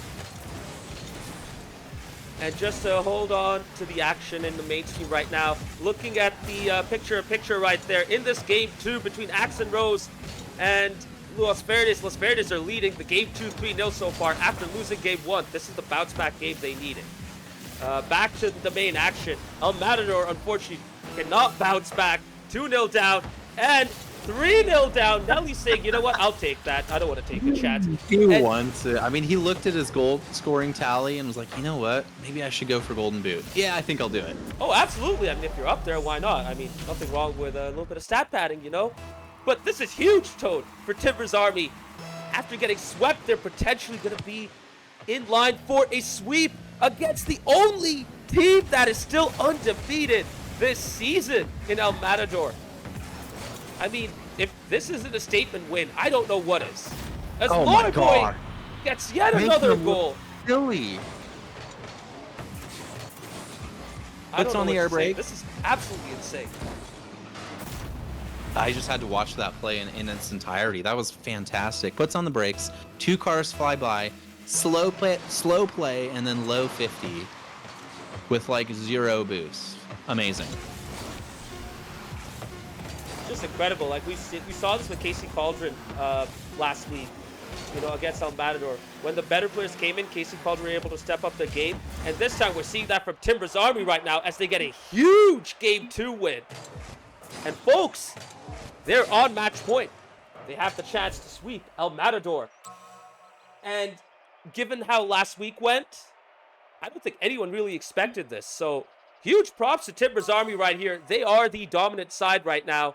El Matador just completely off their game at the moment. And honestly, if El Matador can get a point, that's probably going to be good enough for them because this Timbers Army team is not looking like they're going to lose the match. Yeah, I mean, this is a beatdown. There's 9 unanswered goals, all for Timbers Army right now. If you're El Matador, we might see some subs come out. In game 1 and 2, they rolled out what was, we suspected to be their best lineup, and maybe in game 3 they might shake it up, given that, again, 9-0 is probably not the score that they wanted after 2 games. And on the other side, folks, we're seeing a comeback potentially from Axe and Rose. Los Verdes were leading 3-0, but Axe and Rose have come back 3-2, 75 seconds to go. Can they do it? We shall see. As for El Matador, they need a miracle at this point just to get back on track. They've just been so off their game so far. Yeah, it's been curious. It's been really odd to see, as we're gonna wait and see if everyone's ready in the lobby. TA's ready. I think we're waiting on exactly who's gonna be playing for El Matador. 50 seconds left in the other game, though. This is so exciting. No! Oh, Hamburger Herder wanted that one back.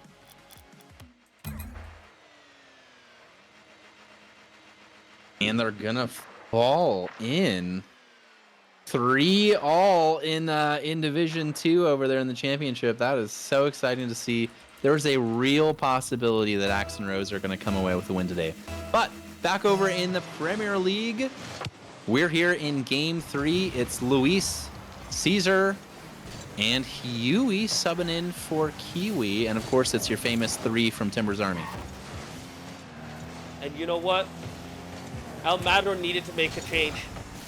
As good as Kiwi had been in that matchup against the Cauldron, Huey's probably the guy to bring in at this stage because he had a lot of good individual moments. And I think that's what they need against the Timbers Army side, more individual moments to really test out the opposition. And maybe that's what might help El Matador step up as well. So far, just like game 2, El Matador started off taking control, but it's all about that one moment, Toad. All about that one moment. That's a beautiful pass cross field from Caesar to Luis. No stopping that. That's exactly what El Matador needed. 1-0. I mean, that was awesome. That was like a Kevin De Bruyne to Erling Haaland type pass. Just knock it up and knock it in. That was great stuff. So we're here at 9 goals against, 1 goal for. We're climbing back up the mountain. Sisyphus himself is going to be proud. Hey, better late than never, right, Toad? I mean, if you can get that first in the matchup, that's all you need to build up some momentum.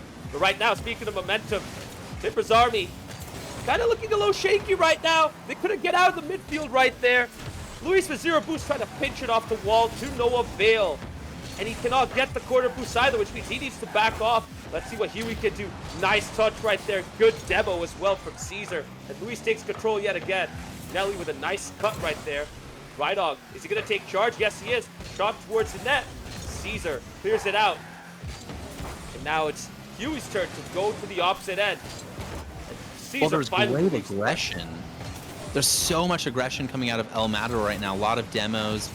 Oh, the quick play from Loyboy beats 1, 2, maybe even 3 off the replay. Caesar, Huey, and Luis putting in probably the first real challenge there. It looked like a couple fakes to throw him off, and he was not bothered. All about those individual moments, and Loyboy once again stepping up and making the difference when the going gets tough. It's Loyboy stepping up and bringing his Timbers Army side back into this. I mean, El Matador has had a lot of encouragement so far, so they shouldn't be too disheartened, but this just goes to show you, never discount this Timbers Army team when they get going. Rydog taking it to the corner, wants to follow. doesn't get it, but it almost works out better. That was close, Toad. On the goal line, 0 boost. Huey looking a little awkward.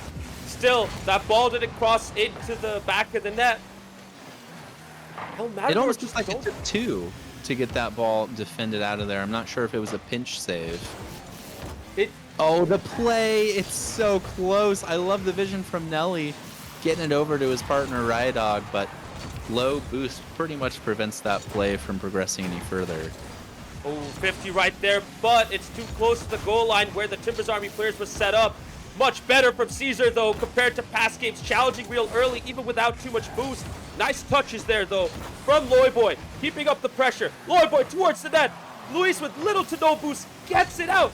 Into the middle, though. Huey with a huge goal line save. That's exactly what El Matador need, but the pressure not over yet. Loyboy and Luis finally gets there to stop him from another solo effort. And now the momentum is back into Timbers Army's side.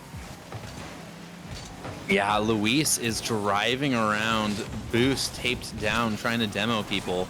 He himself on the receiving end of a demo from Loyboy after so much hot attention. Just a Luis car screaming after him for like the past minute. And now it's El Matador TK taking control. This Timbers Army side is defended well so far. Ooh, shot off target. Huey trying to slow play, but nice defending there from Rydog. Luis off of his own corner, getting chased out by Loyboy, but El Matador take control yet again. Not over yet, though. They still need to keep defending. Shot on target from Rydog. Nelly to the far post towards Luis. What can he do right here? Air dribble to the midfield. Loses the ball. Going towards the back of the net. Huey is right there to intervene and keep it 1-1. Yeah, we're seeing some excellent defensive action here. Oh, Huey playing anchor role again. He's been so solid with the saves. Love to see that coming out of him. And you know what? Let's also recognize Timbers Army's defending right here. All of them have been on point, and they've been able to take control of the ball too. Loyboy yet again, kickstarting yet another attack. Little to no boost, still has control. Plays it into the midfield. No one is there though. Caesar's able to get there first with the boost that he had. Let's see what Rydog can do. Oh no, unfortunate whip. Looking really awkward. Great intervention though. Timbers Army still 1-1. Off of the ceiling. Luis cannot make it on time. Huey with a big win in the midfield. 0 boost though. Matador are piling up the pressure. Slow play. Great defending by Rydog. Are we going to go into overtime? Yes, we are. Wow. Okay, yeah, that demo off Loyboy was so crucial because all of a sudden El Matador looked incredibly dangerous with Loyboy dead. So I don't know if you want a demo chase. It's you know, it's kind of scummy, but also, man, if Loyboy's off the field, you look really, really good. So far, this has been a really tense game, 3-Toed. I mean, Huey has made the big difference to this El Matador team. The whole team looks way more cohesive with him right now. Loyboy with another solo effort. It feels like the margins are so fine right now. Like, if it was just a few millimeters either side, the ball could go into the back of the net. But that's what this game has been about. It's just been fine margins on both ends. And so far, you're seeing the highest to high level gameplay come out from both teams. Good defending on both ends. Huey off of the ceiling. This ball's going towards the back of the net. Huey comes in, subbing in for Kiwi, and he is the difference maker in this game 3. Yeah, I don't know if Rydog just didn't expect the ball to be doing exactly what it was doing. There was a save to be had off the goal line. Might have had to dodge a demo to get that done, but he went for the squishy save and it wasn't there. And fortunately for El Matador, they are not going to get swept today. And honestly, with Huey putting up 689 points and 6 saves, they could look likely to get this reverse sweep going. But keep in mind, Toad and chat, this wasn't a comfortable win by any stretch of the imagination. El Matador had to work their absolute socks off. I mean, these guys are sweating at the moment. You can sense it. This is probably like the tensest both sides have been. I know Christmas talked about his heartbeat, but I can only imagine the heart rate that both sets of teams, both sets of players, are feeling right about now. Yeah, definitely. I mean, just look at the stats there. 6 saves from Huey, 2 from Luis, 1 from Caesar, and 0 from the entire Timbers army. They were not the ones under pressure the whole game. It was El Matador, and they managed to weather the storm and come out with a win somehow. But yeah, switching over, we're here in the championship looking at... Hello? Was that a comeback from Axon Rose? Yes, and they're on match point as well, potentially able to sweep Los Verdes. But we're gonna go back to the main action as both sides are in. Here we go. Timbers Army still on match point. El Matador looking to take us to game 5. Who's gonna take the initiative right here? Luis up to the wall, takes a bump for his trouble. Nelly, solid as ever right now. Rydog taking a nibble. Loy Boy going for the solo play. It is prestige soccer out of TA. Nelly pops it up. Rydog takes a nibble. Loy Boy with some mechy genius. This is everybody playing their role as designed. And as we've seen in every single game, Toad, that the team that took the lead has gone on to win the match. This time, I don't think we can be surprised if Timbers Army were to win this, because Loy Boy stepped up big time with an incredible solo play, and it's those moments that give your whole team a lot of confidence. As we see Rydog flipping, setting, passing to Nelly, 2-0. Huge, absolutely huge start right here for Timbers Army. I mean, come on, Rydog with the ceiling pass over to Nelly, who's been padding his stats like crazy. Who needs Loy Boy? Put him in anchor. This whole team has shown us that they have to be taken seriously still. These guys are still title contenders. It didn't matter what happened against the Rebellion last week. Let's put that aside for now. Timbers Army are showing us that they are absolutely the real deal. And for El Matador, this is the first time we've seen them look second bested throughout, no? It's been really weird. Wow, what an absolute moon flick. They're trying to get all 3 involved. Loy Boy to Nelly over to Rydog. Rydog probably smartly played a very patient style of Rocket League. They're up by 2. This is game 4. You know, you really don't honestly need another goal if you defend as well as you have been. Absolutely. Get that third, bury it early on, because the longer, this stays 2-0, the longer El Matador is going to, the more likely El Matador is going to be to get back into this. Excuse me. Yeah, that was a real chance from Luis. Oh, there's another real chance from the Luis. Ball sneaks across and he finds a poacher's goal almost. Beautiful play by Caesar there off the corner. Loy Boy looking a little awkward, realizing, uh-oh, I cannot get to the ball. Let me get to the goal line. To no avail, though. Luis with a big goal mouth 50, forcing the ball into the back of the net. That is exactly what El Matador needed. And this game could still go either way, chat. Yeah, I'm looking at chats roll in. It's heating up. This is a big game this week. This is massive. Oh, no. Rydog with a whiff. He gets bailed out, though. Luis over to... it's into the midfield area. Nobody in particular. The nerves, Toad. The nerves are playing a part for both sides, you feel. Caesar with no boost. And you know what? One thing I really need to highlight here. El Matador have not been on top of the boost game so far. They've looked boost-starved on multiple occasions. And Timbers Army have done a really good job of controlling the boost game in this matchup. Yeah, that right there is actually an example. Caesar plays it over to Luis, but Luis has to grab boost first if he wants to make that play happen. And since he has to get boost, they're out of time to form the rest of the play. And it's just a great example, right, as you're speaking of it, of how that boost disadvantage is playing out. El Matador starting to settle in. Yet Timbers Army are still cranking up the pressure. Caesar, 1v1! And he gets the equalizer!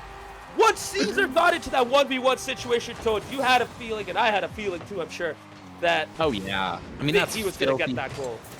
He's got so many options, right? The ball is going his way. He's got some separation between that defender. I mean, there's so many things you can do, and he chooses a really smart option. Wrap your car around it, and then take it back near post from where that car was coming, making the save just basically impossible. And this game can still go either way. I mean, this is the first time we're seeing Timber's army on the back foot, surprisingly. El Matador taking charge of this matchup right now. Huey off of the wall, trying to get a flick. Not the best touch, plays it towards Nelly, but Luis is able to recycle this. Caesar needs to get back into position. Luis off the wall, dribbling. He couldn't get the flip reset, goes for the 50 instead. That's enough for Caesar to keep up the pressure. Cannot get a second touch, runs out of boost, and now Loyboy brings it up. Can he get something done right here? No, but he's going to disrupt El Matador, make it hard for them to bring it out. Luis settles in. Nelly needs to do something. He did not judge that properly. Loyboy, though, is back there to clear it out yet again. Yeah, Loyboy and Rydog trying to combine off that play. I think Rydog might have taken the wrong strategy there. He was shadowing the ball. No way! How is that just wide off the post? And Huey had the boost too, Toad. He should have gone to the end of that. But fortunately for Timber's army, that ball did not go in. It's not over yet for them. They still need to defend. So far, Luis, can he get a big 50? He cannot. Nice defending right there. Caesar trying to keep the possession going. Awkward touch, though. No one from El Matador is there to test him out. Nelly's able to bring it out. Not too long, though. Oh, my goodness. Off of the corner. And the ball finally gets cleared out. Yeah, we're seeing instant counterattacks here. The ball is going end to end. We're using every little drop of boost that we have. It's 2-2, 10 seconds left. I mean, this is it. Potentially a second overtime so far. And whilst that clock ticks down, Timber's army have the final save. Oh my goodness, what a save! How did that ball stay out, Toad? That was amazing. That could have been such. I mean, we would have seen that on the podcast, right? Oh, But absolutely. now- We have a lot of highlight reel moments in the podcast. Unfortunately, we cannot go as wild as we did last week. This next week, we're Right going to on. have to be way more conservative. But oh my goodness. Hold on to your hat, folks. This game 4 is going to go crazy if this game keeps going the way it is. Huge 50s from Huey. Off to the center. Is there anyone on El Matador's team who can get to the end of it? Luis gets a big 50. Big ball. Insists No! off of a free What a jump. whiff. Huey cannot make it. Toad, Timber's army get away with this. Yeah, that's a big let off for Caesar. I don't really know what happened there. Loyboy manages to avoid the demo and get the save. I don't think Timber's army should put him back alone against Luis and Caesar. I'm not sure if that's the game plan. Caesar yet again, another shot not on target, this time off of the crossbar, and this invites Timber's army forward. Nelly intervening with 0 boost just to keep the pressure up. Nelly cannot get a shot on target, and this gives Caesar a chance to build up his own attack. As I just want to quickly highlight in the picture, Axe and Rose are leading 2-1 in this matchup. Yes, El Matador, sorry, not El Matador. Los Verdes came back just like El Matador, and now Los Verdes are leading, potentially taking us to game 5 right there as well. Back into the main action right now. 2-2, overtime. Big demo by Nelly, but Luis is able to clear this out into the midfield. Yeah, Luis and Loyboy are going after each other. That's really the battle right now. Who can negate the offensive prowess of each other and defend the attacks that are coming? Big Right clearance now. there from Huey. Yeah. Oh my goodness, that intervention though at the end from Nelly may have been clutch, even if it threw Loyboy off. But Loyboy, as good as he is able to settle in very quickly. Waiting, patiently, getting the 50, shot on target. Rydog, can he get the game winner? That ball is in the middle. Oh my goodness, Luis comes in from out of nowhere. Huey with another huge save. Yeah, it was almost like a tactical whiff. Just the way it played out worked out better that he missed it off the goal line. This game 4 still going on. Oh my goodness! Don't how did that not go in? What is going on? How the hell did that not go in?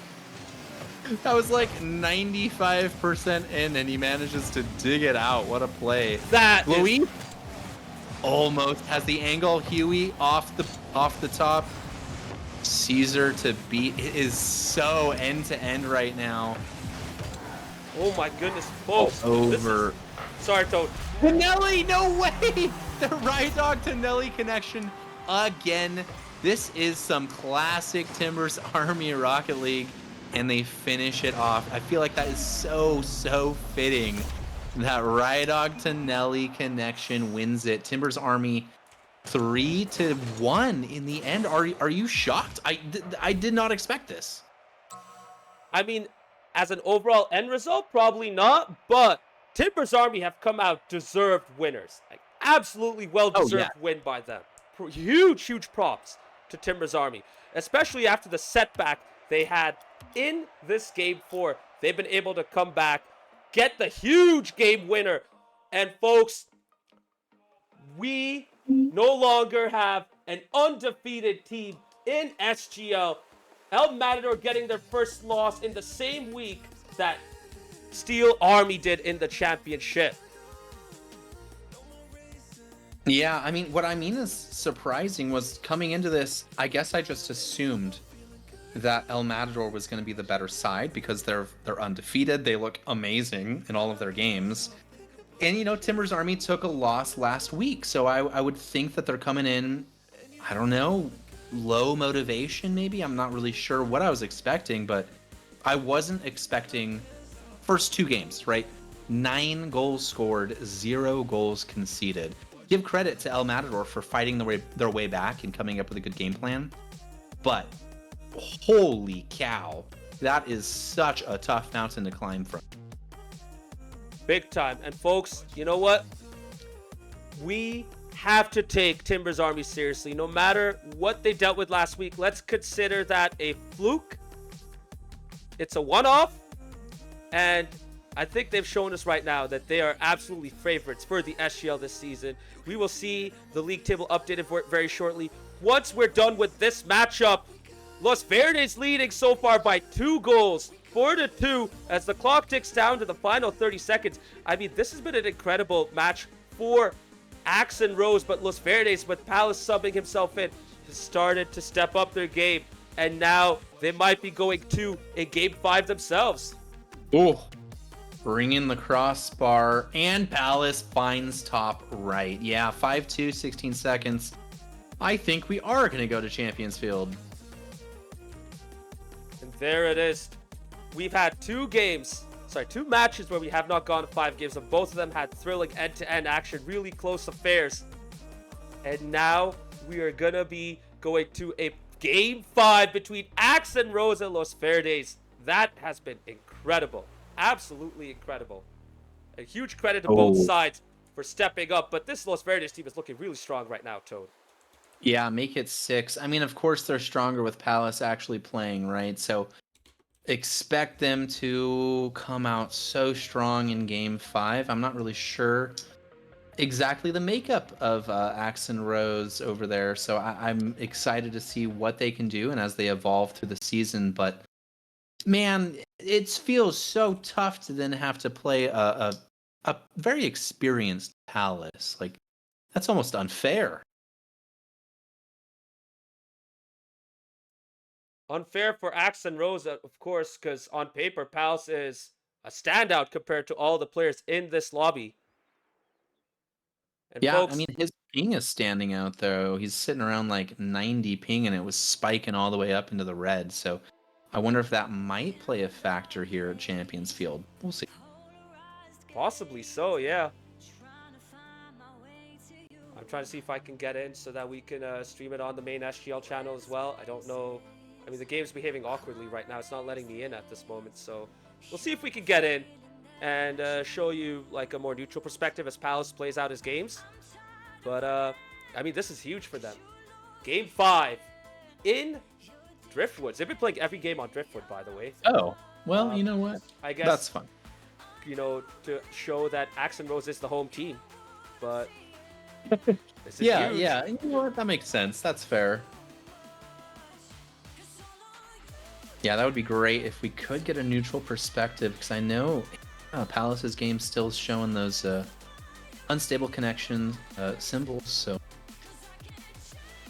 AB. Oh, wow. What a nice carry over there. That would have been great if it went in. Ball back. Hamburger Herder helping himself. The scoreline hasn't been updated, so if you're just joining us, it is actually 2-2. We are in game 5, so winner's going to take 4 points out of this one. Loser, of course, is going to walk away with 2, which is not nothing. 2 points in a week is actually pretty good. And for Axe and Rose my too, after their first point last week, this is a huge step up for them. I mean, this is a good Los Verdes side. You know, let's not dismiss them entirely. So for Axe and Rose, huge credit to them for stepping up and getting back into this. Yeah, no, definitely. This is great for them. 2 points. Yeah, I mean, against an LV that's probably top 3 this season. That really does bode well for them. How is Palace going to defend this counterattack? Pretty well, actually. That was great. And again, why not? Right on cue, we are into the action. Game 5, 2-2 between both sides. 0-0 so far. Code Death.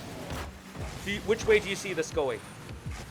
I mean, I do see Los Verdes coming away with this. Just watching Palace save, attack, play in the midfield, he's got to be the most solid one on the field, and that, you know, is to say nothing about Devin, who is one of my more exciting players to watch in the championship. I really like watching him. So, put them both on the same squad. Yeah, any team's going to have a tough time up against them. So far, it's been all Los Verdes here. Toad and chat. Axe and Rose are holding on for their dear life, defending very well. I don't think Los Verdes have had a clean shot on target, have they? So credit to Axe and Rose for seeing this off. Oh, why do I do this? Curse of the commentator. Devin gets the lead. Right on cue in this game 5. I mean, that was a little bit of the curse of the commentator. Yeah, Darkshade not defending that one exactly the way that you know, maybe that's not textbook defending, you might say. And yeah, Axe and Rose down by 1. Rydog is, you know, Big Poppy, as we call him over there. Yeah, he's, you know, after coming off a really exciting 3-1 series win, how nice would it be to have the little bros finally get one in game 5? Unfortunately, the little bros are struggling right now. Palace with a big solo effort of his own. One touch off the backboard, double into the back of the net. Look, I appreciate Hamburger Helper going for that jump to cover the near post and that top corner, but Palace is able to get that big second goal. Axe and Rose, we need a goal ASAP right now because they've been pinned back for almost the whole game 5. Yeah, that was like one of those like photographer dives that a goalkeeper will do. You know, it's like, yeah, oh, I'm here, I'm trying, but... Oh my goodness. Oh, wait. Yeah, actually, that's a good analogy. It was kind of a, you know, photography save attempt right there. Good play by Axe and Rose, though, but they need to defend. Good save by the Dark Shade. Now, Hamburger Helper breaks it out. Not too far, though. Trigger's there to see it in the midfield. Nice touch there by AGD Delight. Yes, that is the censored name right there. Good second touch. Good 50. That's a good level of Rocket League gameplay we're seeing from him. You know, given how he performed for Timber's Army last season, he was kind of the odd man out, unfortunately. But in this team, he has really upped his game. He's showing himself to be the leader that this team needs. Yeah, he looks good. Ooh, Hamburger Helper, not exactly putting that one where he wanted it. There's a minute and change left, and they're down by 2 goals. If something doesn't happen, I think Los Verdes is going to take this one in a reverse sweep. Is that right? Yeah, a reverse sweep. Yeah. First reverse sweep of the season as well, if I'm not mistaken. Oh, no way. And there's Devin right there, potentially putting the dagger into this match. 60 seconds to go. Ball bouncing off the lip of that backboard. Devin's there to slap it into the back of the net. 3-0 to Los Verdes. And potentially 3-2 to Los Verdes? I mean, I want to say probably Axe and Rose look good, but not as good as Los Verdes right now. I mean, Devin and Palace are doing so much good work as he just puts one over the bar. I really don't see a way back right now, and it sounds so sad, but yeah, I think this is going to go to Los Verdes pretty comfortably. I mean, let's give credit to Axel Rostel. They went 2-0 up. You know, really good performances, a lot of good goals right there, good team play from them too. But in all honesty, like once Palace came in, it changed completely. And this Los Verdes team looks serious right now. I think that's the hat trick for Devin right there. So, I mean, there you go. That says it all, doesn't it? Yeah. There's the ball down. We probably shouldn't be defending in that way, and Devin makes them look silly. Puts it where it's pretty hard to save, not impossible, but takes a really high degree of skill to make a good save coming out of that one. And as the clock ticks down, Los Verdes have this in the bag. They're not done yet, though. They want a fifth, and they get a fifth. Devin with his fourth goal. He looks unreal. I know we talked about Palace coming in and changing the game, and he did. He definitely did. He kind of unlocks Devin to do whatever he wants to do, and we're seeing the benefit of that right now. He looks, I've said evolved like 5 times this stream, so I'm going to say it one more time. He looks evolved. And there it is, folks. Game, set, and match. Los Verdes come back from 2-0 down to win 3-2. Yeah, really solid series. 4 goals out of him, 9 shots, 2 demos, getting pretty aggressive. Devin just did everything, didn't he? He even had a save for his trouble. The only thing he didn't do was get an assist, but I suppose that's because he was just knocking in all the goals, basically. I mean, look at that scoreboard right there, Toad. Devin and Palace stepping up big time. Devin getting involved heavily in the goals, getting all the touches as well. He really took over in this game 5 for Los Verdes. And when Devin and Palace get going, it's really tough for any side to deal with in the championship. So props to Axe and Rose. They got 2 points more. They're on the board. They're really starting to pile up the points and, you know, get the momentum going. But there you go. I mean, that's what Los Verdes are all about. Once they get their best players going, they're really tough to deal with. Oh yeah, no doubt. It was nice of them to give a chance for the other players, but man, Palace, Devin, and today it was Trigga. Trigga, he only got 18 touches, which is pretty interesting. They didn't get him involved too much, but they didn't need to. So they might have had him playing that, infamous anchor role we've heard so much about, and really, really paying off in this game 5. So congrats to Austin's Los Verdes getting a big 5-0 win in game 5, getting the 4 points. Axel Rose, good job on getting the 2 points. And their SGL Premier counterparts, Timbers Army, getting a huge win. And folks, we're going to have a quick interview. Rydog's going to be coming in very shortly, Toad. I don't know if we'll have much time for too many interviews because we need to get ready for the next matchup, but I'm hoping we can get a few words in from Rydog before we move on to our final matchup very soon. Yeah, that'll be great to hear from Rydog. We've got the high of him winning his, premier match, and then not the low. I don't want to say low because getting 2 points off of Los Verdes, I mean, in its own way could be a high, but to get reversed swept, yeah, that's gonna sting a little bit. We're gonna park that aside for now because Rydog is here. Rydog, welcome on in. Huge win. Not gonna lie, I think this is the statement win that Timbers Army needed after the loss last week. And you guys are on a big high right now, aren't you? Yeah, definitely. Yeah, last week was kind of a fluke. I don't think any of us played well, obviously. I think I said it in the Discord, like just major copium with the server, but we knew it was a fluke going in, and truthfully, we kind of had this one circled on our calendars just because we knew they're the defending champs and all that stuff. So we wanted to make sure that we came out with our A game, and we did that, and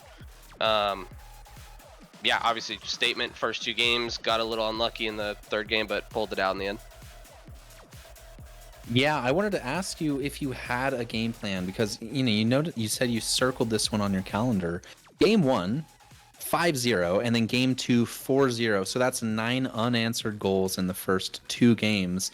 It feels like you had their number and you just locked it down. Yeah, and I think at least in my head too, like I think obviously you guys know what Loy Boy and Nelly can do. And it's whoever we just give the ball to whoever's just popping off. And so like even in like seasons past, like when Nelly's been popping off, we'll just be like, okay, give him the ball, let him do his thing.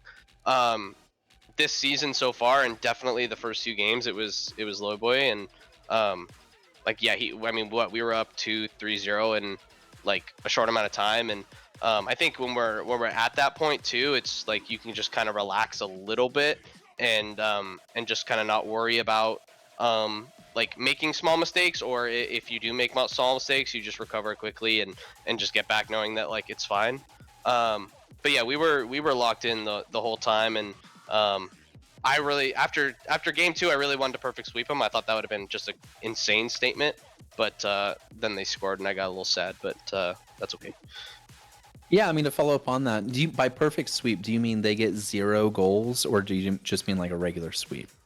No, perfect sweep, like 0 goals. Like they had 0 goals up until like that first, the game 3, like the first, 30 seconds of game 3. And so it was in my head of like, what a statement that would be if we perfect swept the defending champs after a crapola week last week. Like that would just be cinema. But Yeah, I mean, that would have made the podcast for sure, I bet. But, in the end, I was looking at the stats for that game 3 that we're kind of talking about. They had, if memory serves, 6 saves, 2 saves, and 1 save going down the scoreboard. And then your own side had 0 saves for everybody. Yep.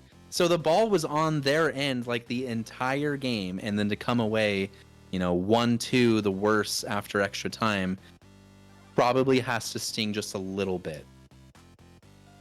Yeah, excuse me. Yeah, I rushed a little bit there. On that overtime goal, I just went for like a in and out save, a squishy save, and I should have just known that I have plenty of time. But yeah, so that one's on me. But yeah, no, I think Huey with 6 saves was absolutely crazy. Like they were just shutting down everything we threw at them, and I think that kind of happened roles reverse in game 2. Like I think Nelly was and Loy Boy were doing that in game 2 to them, because I feel like that there was a double tap save that Nelly had and kind of some other ones as well. So yeah, the defense was pretty good in the latter part of the series for sure.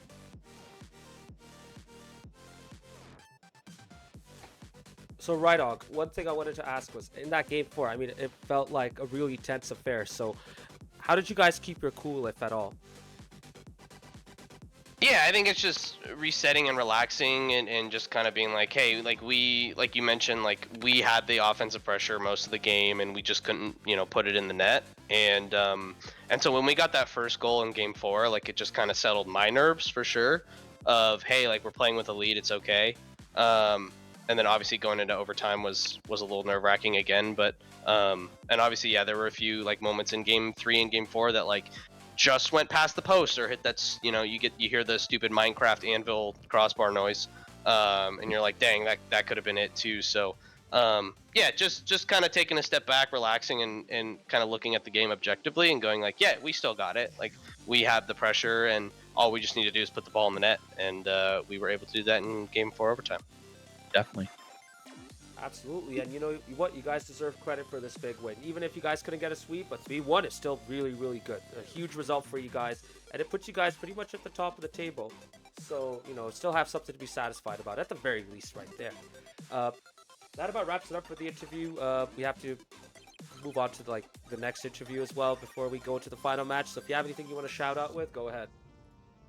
No, shout out you guys. Thanks for putting the stream. It's going to be a long stream tonight, so appreciate you guys. GG's to EM. They're freaking crazy. GG's to my team too. Shout out them. They're nuts. Loboy and Nelly and Coach Piglet in the chat. And then shout out Mama Rydog, who's watching at home.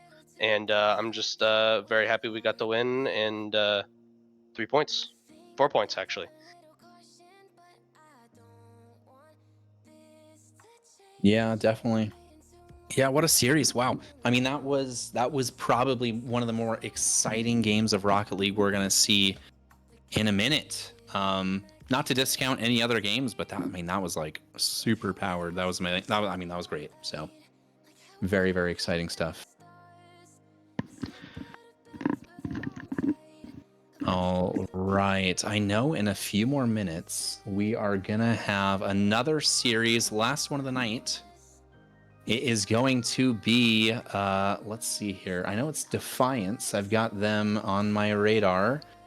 It's going to be ECD versus Black and Gold Old Timers. So a really, really tough matchup for EC Defiance, as Black and Gold Old Timers are, I mean, I'm going to say they're top two. I'm going to say they're top two in the championship. If I had my own power rankings, you've got Steel Army, led by Debit, but Black and Gold Old Timers has so many talented players throughout. It's not just one Debit. So, but before we get to that, we've got one more interview to go. So let's welcome on in Huey.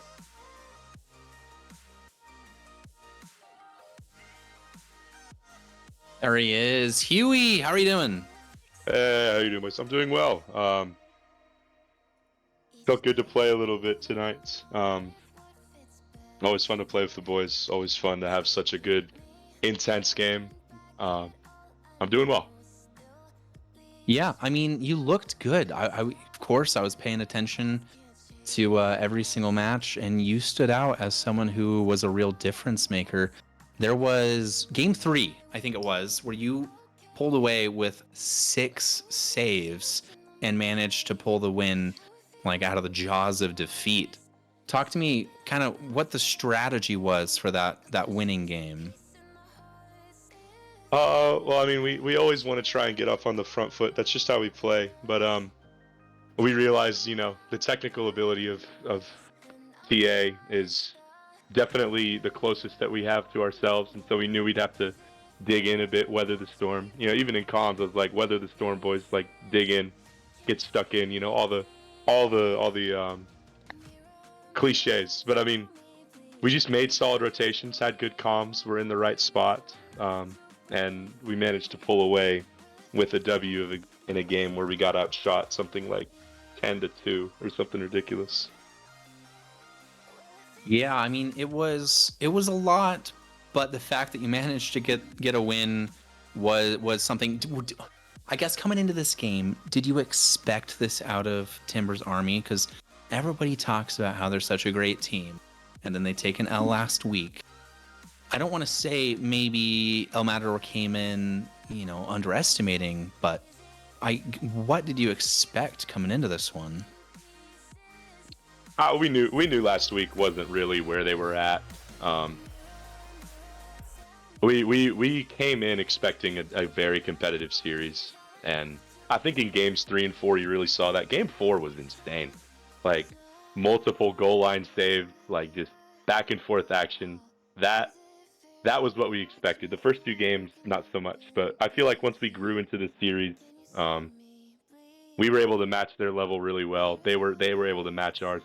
Fair play to TA. They were a very difficult team to play against. You give them space, and it's just outplay in your net. Yeah, I mean, the danger man, the Loy boy was everywhere. Did you have a strategy to kind of lock him down in particular? Yeah, we always wanted to jump early, just try and force him to get a touch away. If we're, you get the car or you get the ball. If you miss both, it's probably in your net. And when he did manage to capitalize, that's what happened. But the strategy was to just make sure that you do something to where he loses control, and then our rotations and our comms are strong enough to sweep it up. We did a good job for most of the series, but just a couple times we let it slip through, and he capitalized. Yeah, no, that makes total sense. We're about to hop into the next game, but if you want to shout out or give us thanks, but we'll give you 30 seconds or whatever to say your piece. Absolutely. Salute to the away supporters. A lot of little dogs in the chat. A lot of Kiwi fan club. No matter the performance, you always salute the away fans. So appreciate you guys staying up with us. Y'all make it more fun. So thank you, away fans. Can't wait to see you back home. All right, and thank you, Huey. We'll see you next week for Bounce Back Rocket League, I'm assuming. Yeah, sounds good, guys. Thanks. All right, thank you. All right, we turn our attention over to Defiance and Black and Gold Old Timers. I'm thinking most everyone's here in the lobby, ready to go. We will see. Let's see, we've got Parks, Green Mario, and Bird Nana in for EC Defiance. Saikugo, Christian, and Pablo all ready to go for Black and Gold Old Timers. It looks like everybody's in. Everybody's ready. Cars are joining the lobby. I think we're ready for some more Rocket League. This is game 4 of the night. So very exciting stuff as we are ready for the kickoff. Ball instantly dropping for Black and Gold Old Timers. As Bird Nana takes a swipe, and after a quick demo, he's going to find himself 1-0 up. Yeah, that is really, really nice to see. He finds the space, sees he has time, and takes a quick shot. A little surprising, as I was expecting Black and Gold to be the maybe not much stronger, but you know, the very strong side here. They look so good the earlier weeks. Saikugo taking a nibble, Christian putting a ball in. Ooh, a save off his own backboard. A little unorthodox. Big demo from Parks, but you gotta save it off your backboard. This is the kind of stuff that Defiance wasn't cleanly able to do last season. Some of those more awkward touches off your own backboard, it's coming over your shoulder. So there's some real Rocket League growth. Bird Nana almost getting there, but Christian the Plumber puts in a shot that just can't be saved. 1-1, we're tied up after like less than 1 minute gone. Oh, and the dragon celebration. That's nice to see.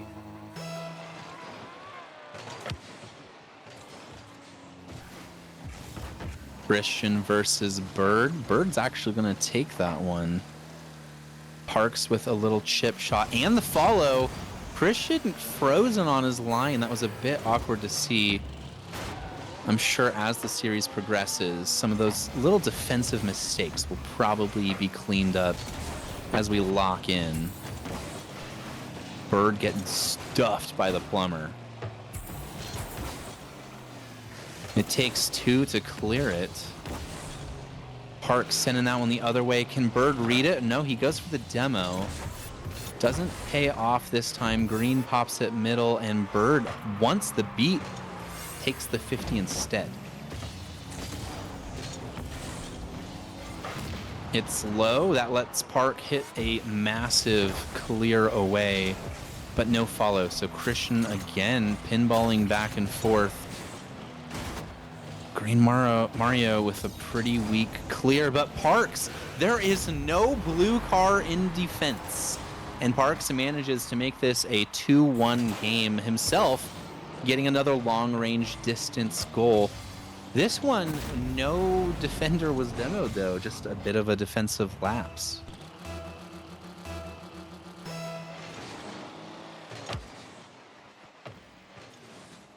Saikugo wants the carry. Gets the 50, and nobody has boost. It's a little awkward over there. Again, nobody has boost. Big clear coming out of Christian. We take a reset. And it looks like most cars have at least a little bit now. Hitting that corner. Green Mario taking a bump. Wow, that was a really good chance. But now it's an opportunity coming back the other way for Defiance. Green Mario taking up the wall and gets stuffed. Wow. Christian with a fantastic, not even a 50. He just took that ball cleanly away.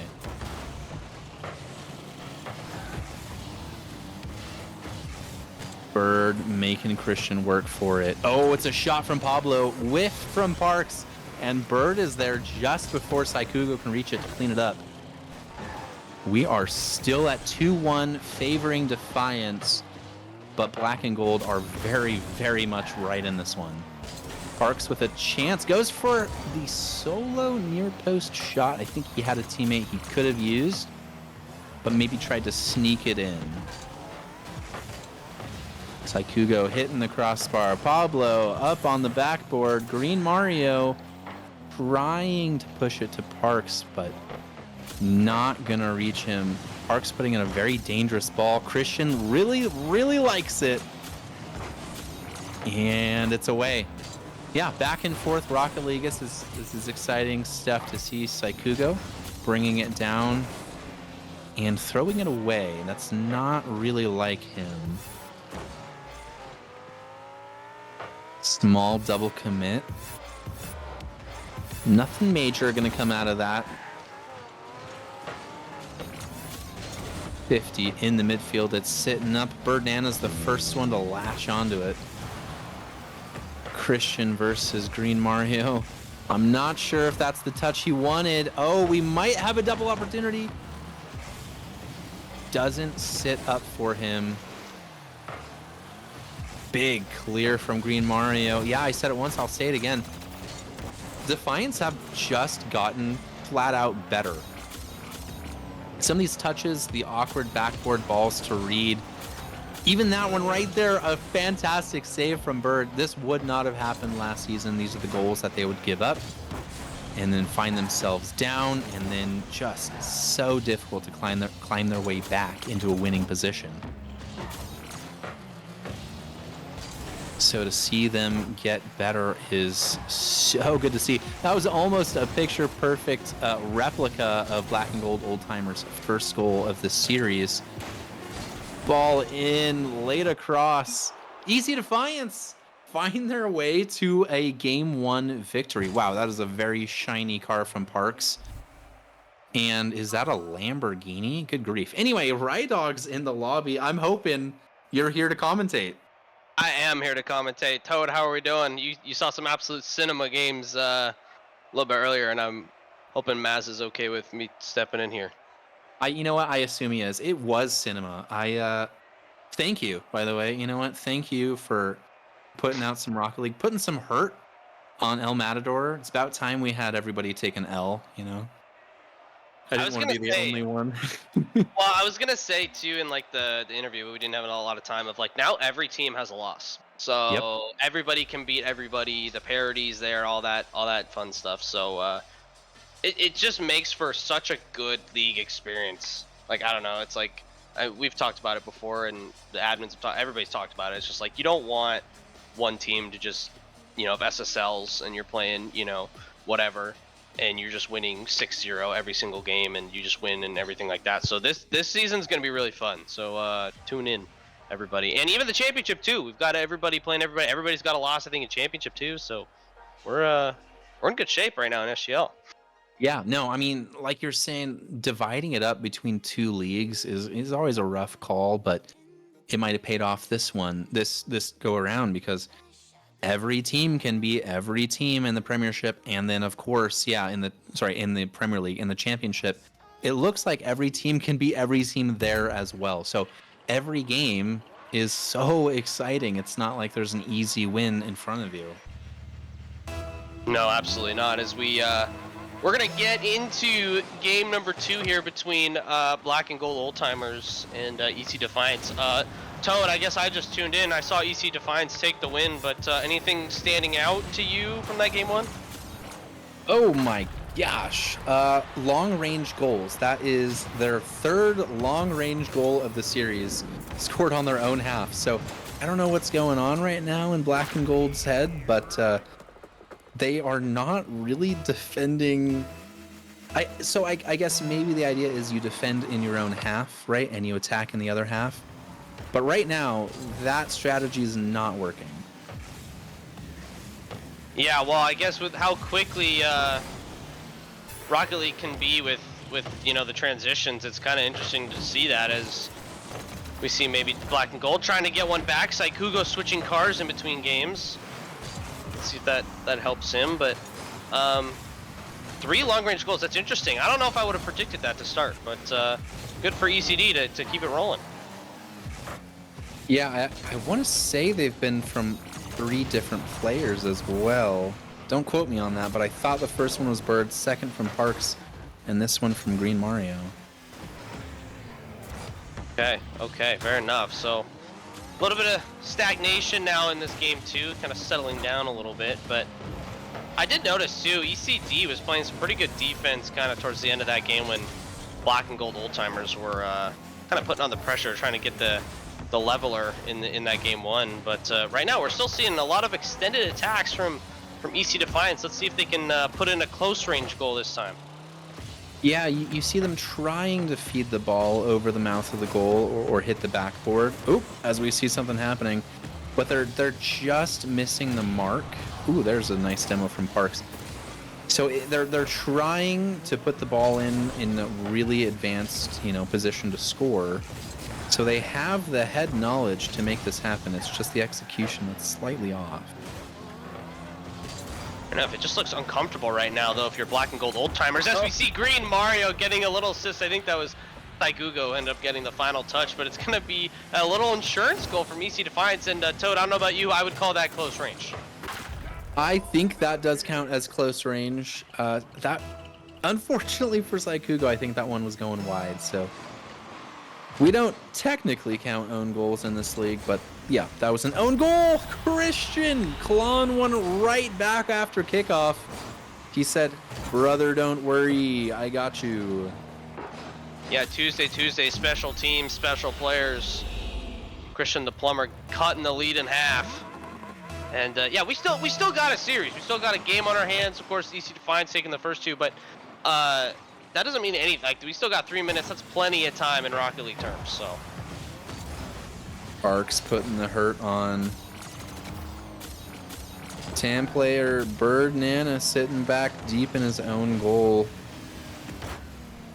Out quickly though. Anyway, we were talking about how, and by we were talking, I was talking to myself about how just the fundamental Rocket League that Defiance have been playing has kind of leveled up from last season. The way they can pick stuff off the backboard and defend with confidence was not apparent on that play, as Saikugo kind of makes amends for his own mistake. yeah, it was just a little chaotic, I think, from EC Defiance trying to figure out who needs to go. I go, you go, we both go, everybody goes, and nobody had any boost, unfortunately. So yeah, 2 relatively quick goals back for Black and Gold Old Timers, and here comes Christian again, the attack, so the momentum is definitely on the blue side's favor. Let's see if they can take the lead going into the second half of this game 2. How old are they in Black and Gold Old Timers? Because if they're younger than me, that feels disrespectful. Yeah, what old is relative, right? Like old is like blind, Oh, Christian popping one in, 3-2, first lead of the series, unless I'm wrong. But I think this is their first lead of the series. I showed up late, so I'll just agree with whatever you think. But EC Defiance got to figure it out. They got to settle down a little bit. They concede 3 straight, but I think they'll be all right. Yeah, they just got to unlock Mr. TAM player Bird Nana. He's the TAM player. Yes. Settle. Good old Low Spanky. shot from Bird. They won today too, right? That was the first game. Yep. So we've this is game 4, and yeah, Eternals took it. Honestly, don't remember that one anymore. That was like an hour ago. So Probably more than an hour ago, to be honest. But yeah, lots of Rocket League today. Thanks for tuning in, everybody. As Christian almost gets a pass back to, I think that was Saikugo, but not quite. Here comes Mr. Lamborghini, Green Mario. Gets the touch off the backboard. Is there anybody there for ECD? It's Parks! Oh. It's gonna be a backflip from Saikugo, and Parks powers it in. yeah, here we go. Saikugo, just a defensive error, and Parks makes him pay. 3-3, tied up. I looked over at the stream here, and I think we have as many viewers currently as we had for what was, going to be the premier matchup with yourself taking on El Matador. So clearly people have decided to stick around for a very exciting championship battle here. Well, honestly, Championship's better than the Premier League, so look at this shot from Green Mario. It's gonna go. It's Tam Player Bird from Green Mario, and that lead that Black and Gold Old Timers had is gone. He just forced his way in there and then used Christian the Plumber to push it all the way in. So that's like 332 IQ right there, I think. I mean, hey, look, it doesn't matter how it goes in, as long as it goes in. They all count the same at the end of the day. Oh, that's a And, pass. that is a pass. Green Mario's playing for LAFC, but in the meantime, it's going to be his teammates are going to bail him out. And here comes Tam Player Birdnana again. And so offensive spurts for both teams started with EC Defiance, and then Black and Gold Old Timers came back, and now it's back to the side of EC Defiance, and they get another insurance goal in this game too. Yeah, despite Green Mario's best greased palm efforts, they managed to get a goal. I'm just kidding, Green Mario. Oh, Squizzball is taking it all the way around. Well, I don't even know if he played in game 1. I feel like it was somebody else, but again, this is like game 4, and I did chess, so I have no idea what's going on. Yeah, that's fair. That's why I'm here, but my brain's also gone. So you have two brain dead commentators commentating the end of game 2, and ECD, you just gotta clear this with time. Neither of them are named Corndog, which is the funniest part. That is true, and Birdnana's just gonna dribble this out, and EC Defiance are up 2-0 on Black and Gold Old Timers. Whatever they're doing, it is really working for them. Black and Gold Old Timers, Christian taking the lead, 2 goals and 5 shots. Those are some standout stats. Here's a standout stat. Squizzball did not have any actions during the game. He's just racking up points by driving around and hitting the ball. So we're probably going to want to see more out of him. But yeah, everybody in EC Defiance working well as a unit, getting points. So we always talk about how interchangeable they are. I'm not sure if it's the same for Black and Gold. I think they have a very defined, maybe hierarchy could be the word. Yeah, I agree, and I think, yeah, you just got to unlock Christian the Plumber, right? I mean, he was the one banging in the goals there and kind of get the offense going in that game too. And so I think that's got to be the adjustment, right, for Black and Gold Old Timers to come back in this series. And I think another thing for them too is just to make ECD uncomfortable. We kind of saw it in the background, Toad, of the kind. I think it was the second goal, or maybe I think it was the second goal that Black and Gold Old Timers scored. It was just that like kind of cluster in the corner, and then somebody just kind of tapped it in. Like you got to create more of those moments if you're LAFC, and just kind of put Birdnana, Green Mario, and Parks or Deno's come back in, whoever's in there, make them uncomfortable as possible. But right now, it is triple match point for the boys from Seattle. Yeah, this is a run it back moment, I think. Yeah, I think this is the exact same squad from game 2, and probably game 1, but that was too long ago. Yeah, that was too long ago. Tam Player Bird can't get the wave dash this time. It's going to be Squizzball, and unfortunately he doesn't get it connect. Here comes Christian. Is that going to go straight down? Not really. Saigugo comes in, puts it in the corner, and we love the Minecraft anvil. Can he finish it? He can. Off top cheddar. Saigugo on the board first. Yeah, what I don't love is I'm looking behind us at Squizzball going all the way back for mid boost. I think if he turns around, maybe cuts rotation, and that lets Saikugo go back, and then Squizzball has a much easier shot to put that one in without a defender in his face. But that being said, if Saikugo can squeeze it around a defender like that, then that's another way to score. Absolutely, and like I said in game 2, it doesn't matter how you score as long as it goes in. The 100% of the ball goes in. That's all that matters. Here comes Christian the Plumber. He's going to get a ceiling shot. No way. Oh, it's going to be another Minecraft anvil. Back again, another Minecraft anvil. And No way. it's Squizzball this time. No, it's going to be good defense from EC Defiance. Well, with help from the post, I guess, too. But we're stay at 1-0. Yeah, that almost feels so unfair. Christian, really, really solid play over there. Probably deserved a goal for his efforts, but didn't happen right here. And just like that, Birdnana, Mr. Tam himself, takes the pass from Parks, and it's 1-1 after it could have been 2-0. Yeah, how quickly Rocket League giveth, Rocket League taketh. And so it's going to be a 2-goal swing just like that. And I think it's a good momentum booster for EC Defiance. They looked a little awkward kind of on that play in general. And so it's good to see that they were kind of back in normal times as we see once again, yeah, double commit coming out from ECD. So it's probably going to be another extended attack for Black and Gold Old Timers.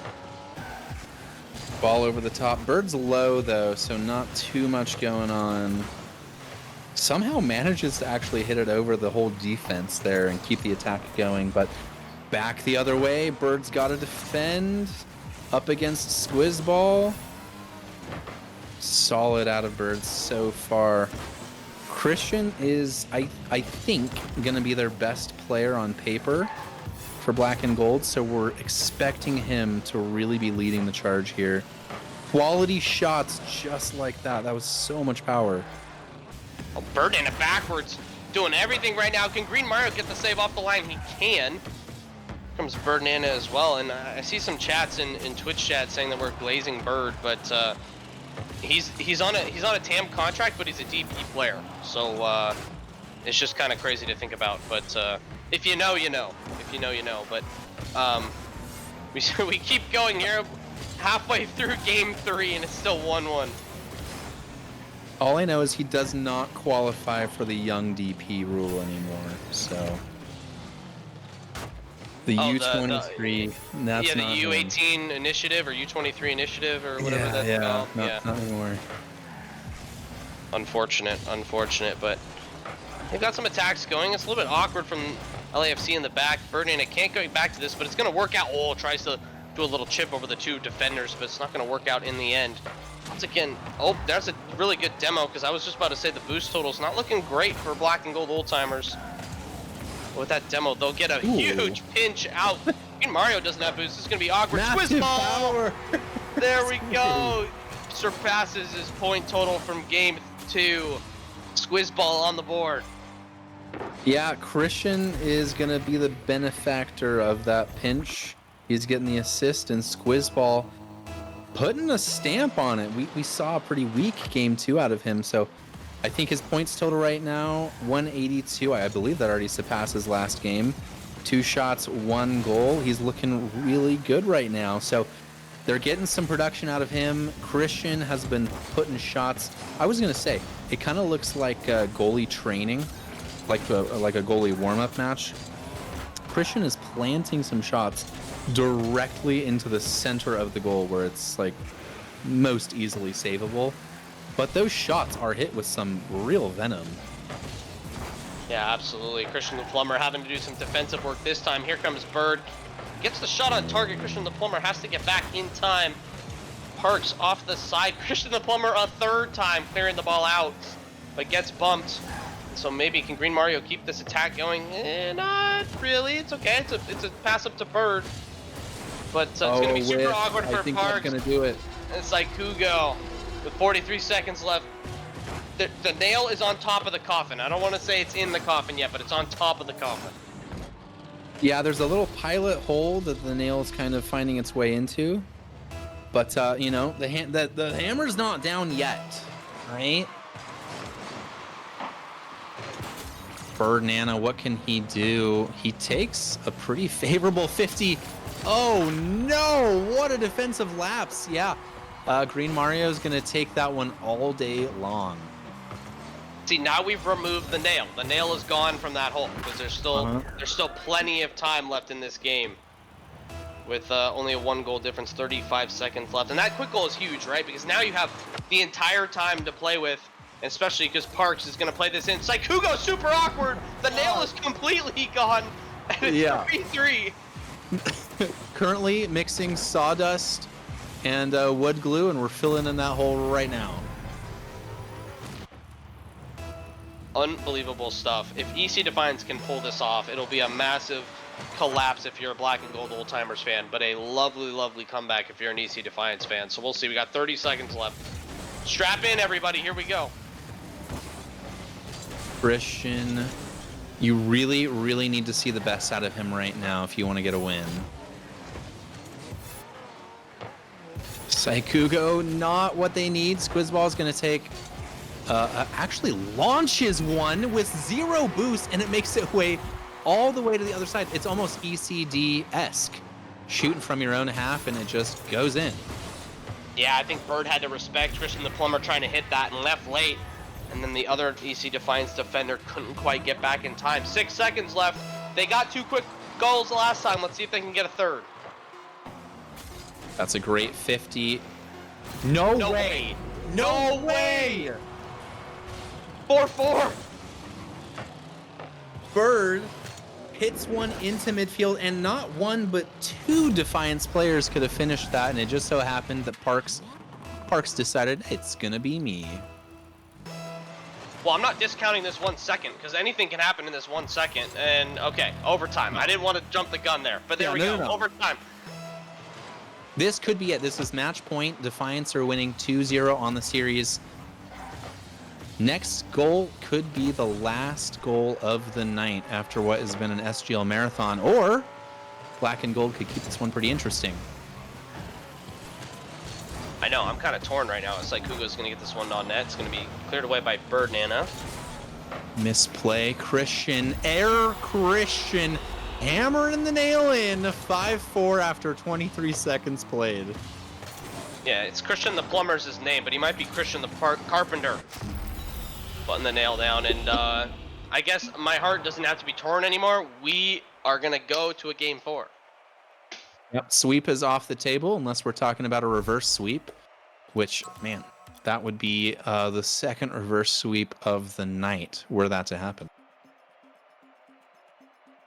Yeah, let's maybe in between these 2 games, because that was just a crazy game. We can kind of do a small recap. We had EC Eternal Rebellion. That one I think was 3-1 EC Eternal.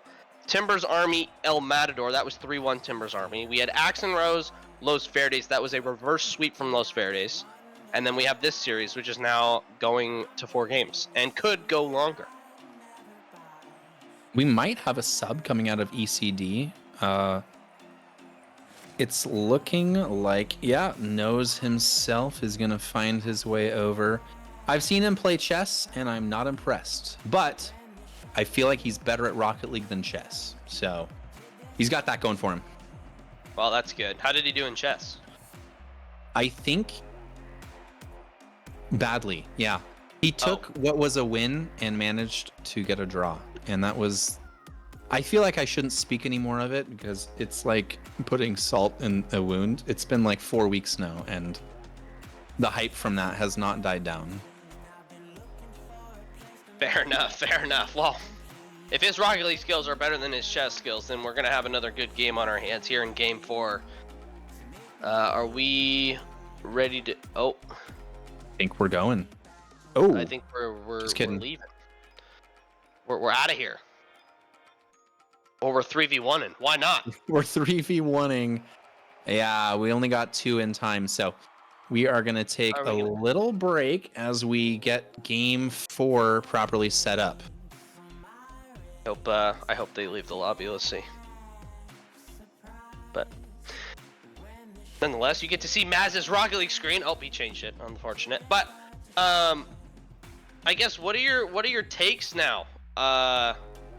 Going into this Game 4, I think obviously for Black and Gold, you got to unlock Mr. Christian the Carpenter. But I guess how do EC Defiance kind of get back in the winning form here? Yeah, I mean they were playing well. They're defending as a unit, right? But I don't know if at any point they're really the firm favorites, right? It feels like at any point Black and Gold can get a goal and bring things back, and vice versa, right? As things go. So I think what we really need is to get Bird more involved. As much as I would hate to say it, as I know we've been glazing him, okay? Sorry that I have to talk good about people who play well. But yeah, give Bird Nana the ball and let him cook. And if you're over there on Black and Gold, I feel like you got to get Christian the ball and let him cook, because you've seen him take power shots from distance. But maybe play him the ball in closer. Maybe Squizzball can take it down to the side and cut it in. Or maybe Saikugo, right? But we can't let Christian just take pot shots from distance. That's probably not going to result in the goal production that they need. I agree, and we're gonna find out right now, Mr. Toe Death. We've got game 4 right here, and it starts out with Mr. Squizzball. Let's see if he can set up one of his teammates to score a goal. It's gonna bounce in the middle. Here comes Christian. That's gonna go off the crossbar. That is a Minecraft anvil once again. And we do see a sub. It's gonna be Nose coming in for Parks, I believe. I don't think we officially mentioned that, but we do have that sub. Yes, Mr. Chessman himself. No way Saikuga almost had that. It's just off. I was going to say that is too heartbreaking, too cruel. Once again, it's Christian the plumber. Christian the carpenter. He's grabbing the nail. He wants a game 5. Mallet in hand. Yeah, he hits a banger. Whenever he hits the ball, there's just some real oomph behind that thing. And he lasers this one in. Earlier, he smacked it off the crossbar. Was going to be a little bit critical, but let's give him time to work his way into this game. There's a lot of pressure. We've got 23 viewers. So there's a lot riding on this. So it's not just your regular training pack game here. It's a packed out Utopia Coliseum. Like it's like this is big game for everybody. Every egg here in attendance.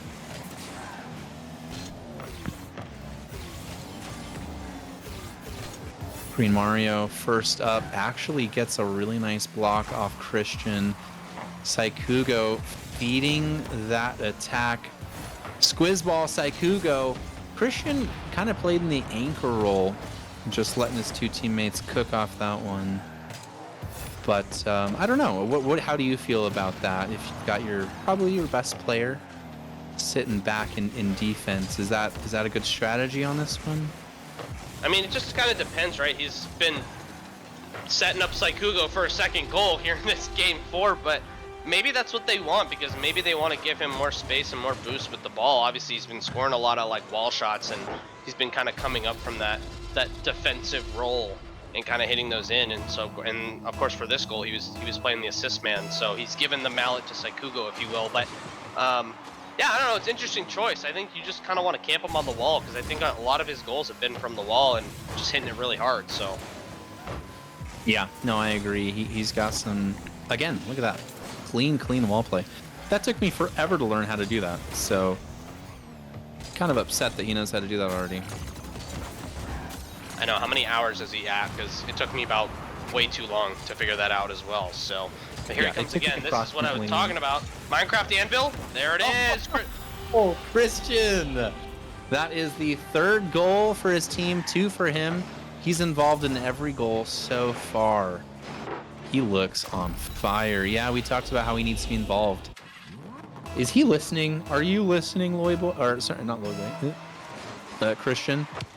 He might be. If you're listening, score another goal. Or let this one in from Bird. Oh, okay. Maybe he's not. But yeah, ECD got to calm down right now. Oh, okay, maybe he is listening. He is listening. Yeah, he is. 657 points. We're not even at halftime yet. This is tough. Really, the only change I'm sad to say is Nose in for Parks.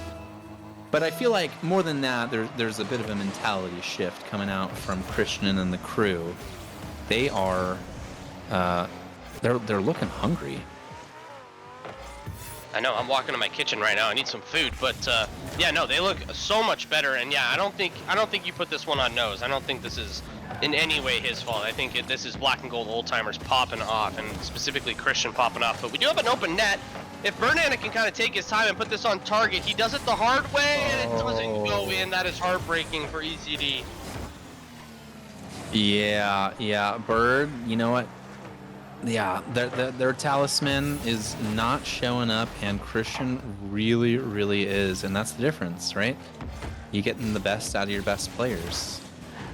Exactly. That's why you pay him the big bucks, or if you're in Bird's case, the tam bucks. But nonetheless, yeah, it kind of has been a Black and Gold Old Timer show in this game 4, and I don't want to count ECD out yet, just because we did see a lot of quick goals in that last game, but we could be going to a game 5 here, Toad. Oh, Christian flipping that one out of the way. I think you're right. I'm assuming this is going to go into game 5. Squiz ball. Green Mario, good save out of him. See, these are the kind of saves that they were making earlier, and now they're kind of fluffing a little bit.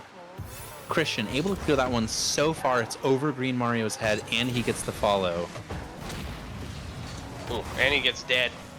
But yeah, and here's the struggle for EC Defiance, right? Is do you keep Nose out there, and kind of now that he's kind of back, you know, warmed up, if you will, or do you stick Parks back in there? So I don't know. They've got a huge decision coming up in going into this game 5, assuming the score stays like this.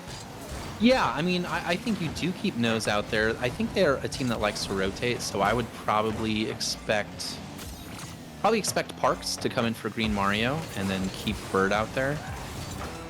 And I think that 3 could probably get the job done. Any 3 can get the job done, but I would put my money most on those 3 coming out with the Dubski in game 5, as Christian is gonna make it.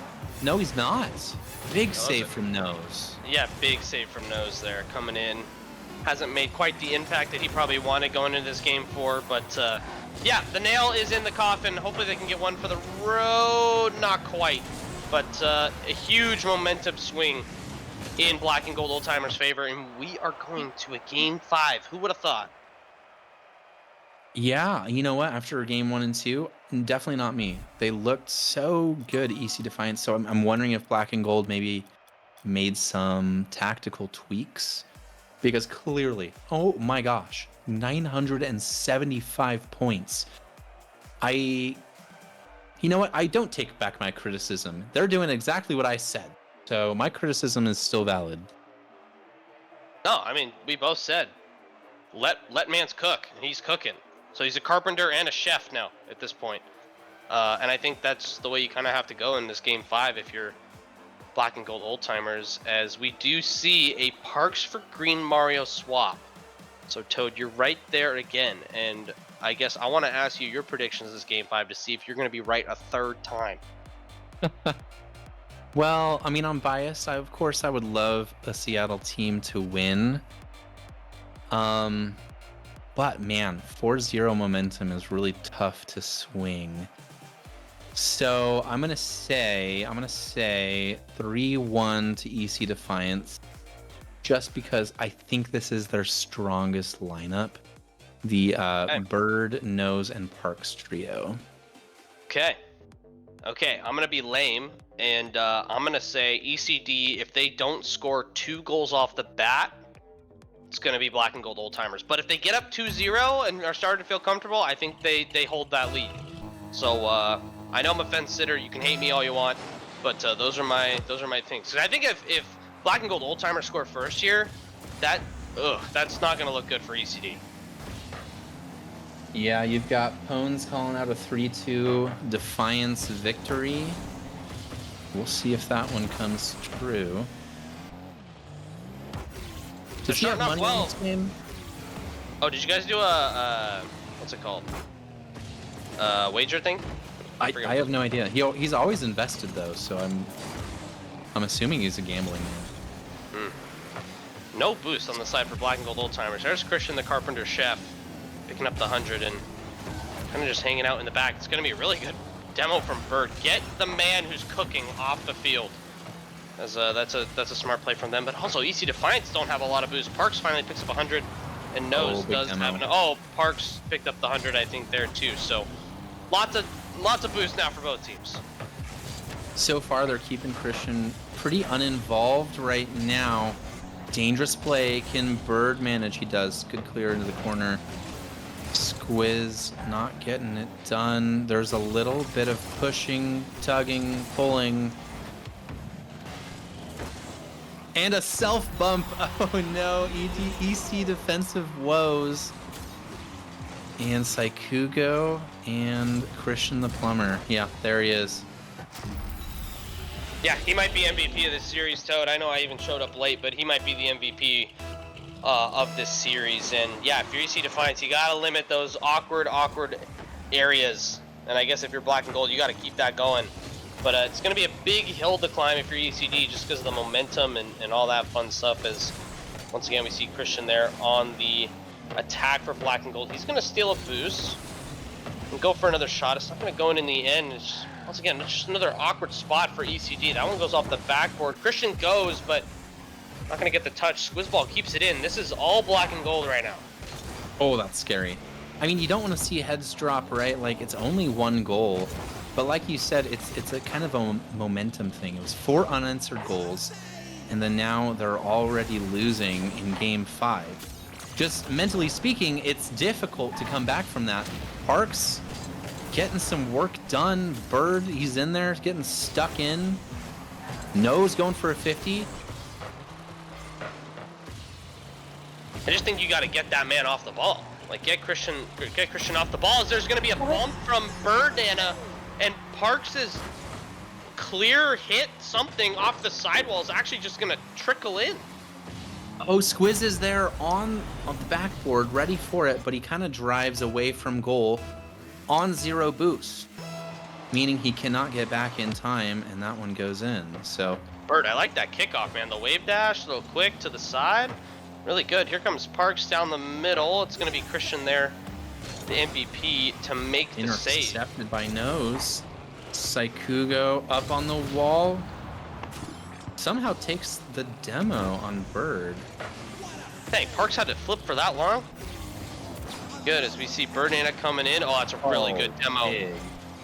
Big demo there, but there's another big clear coming out from Saikugo. Who's going to take control? It's going to be Nose.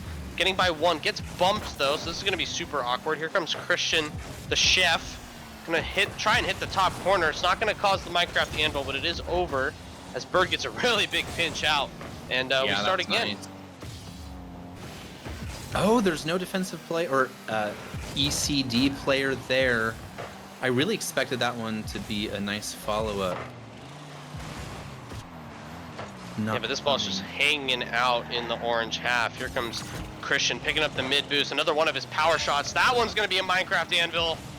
And it's going to go back and cleared. But he's going to get a demo on the way out. And Birdman is the only one right now with boost. Parks just picked up that mid, but it's going to be a 50 from Mr. Squizzball, who has passed his totals points-wise from game 3, I think that was. So good for Squizzball. Want to see more of an impact from him. Yeah.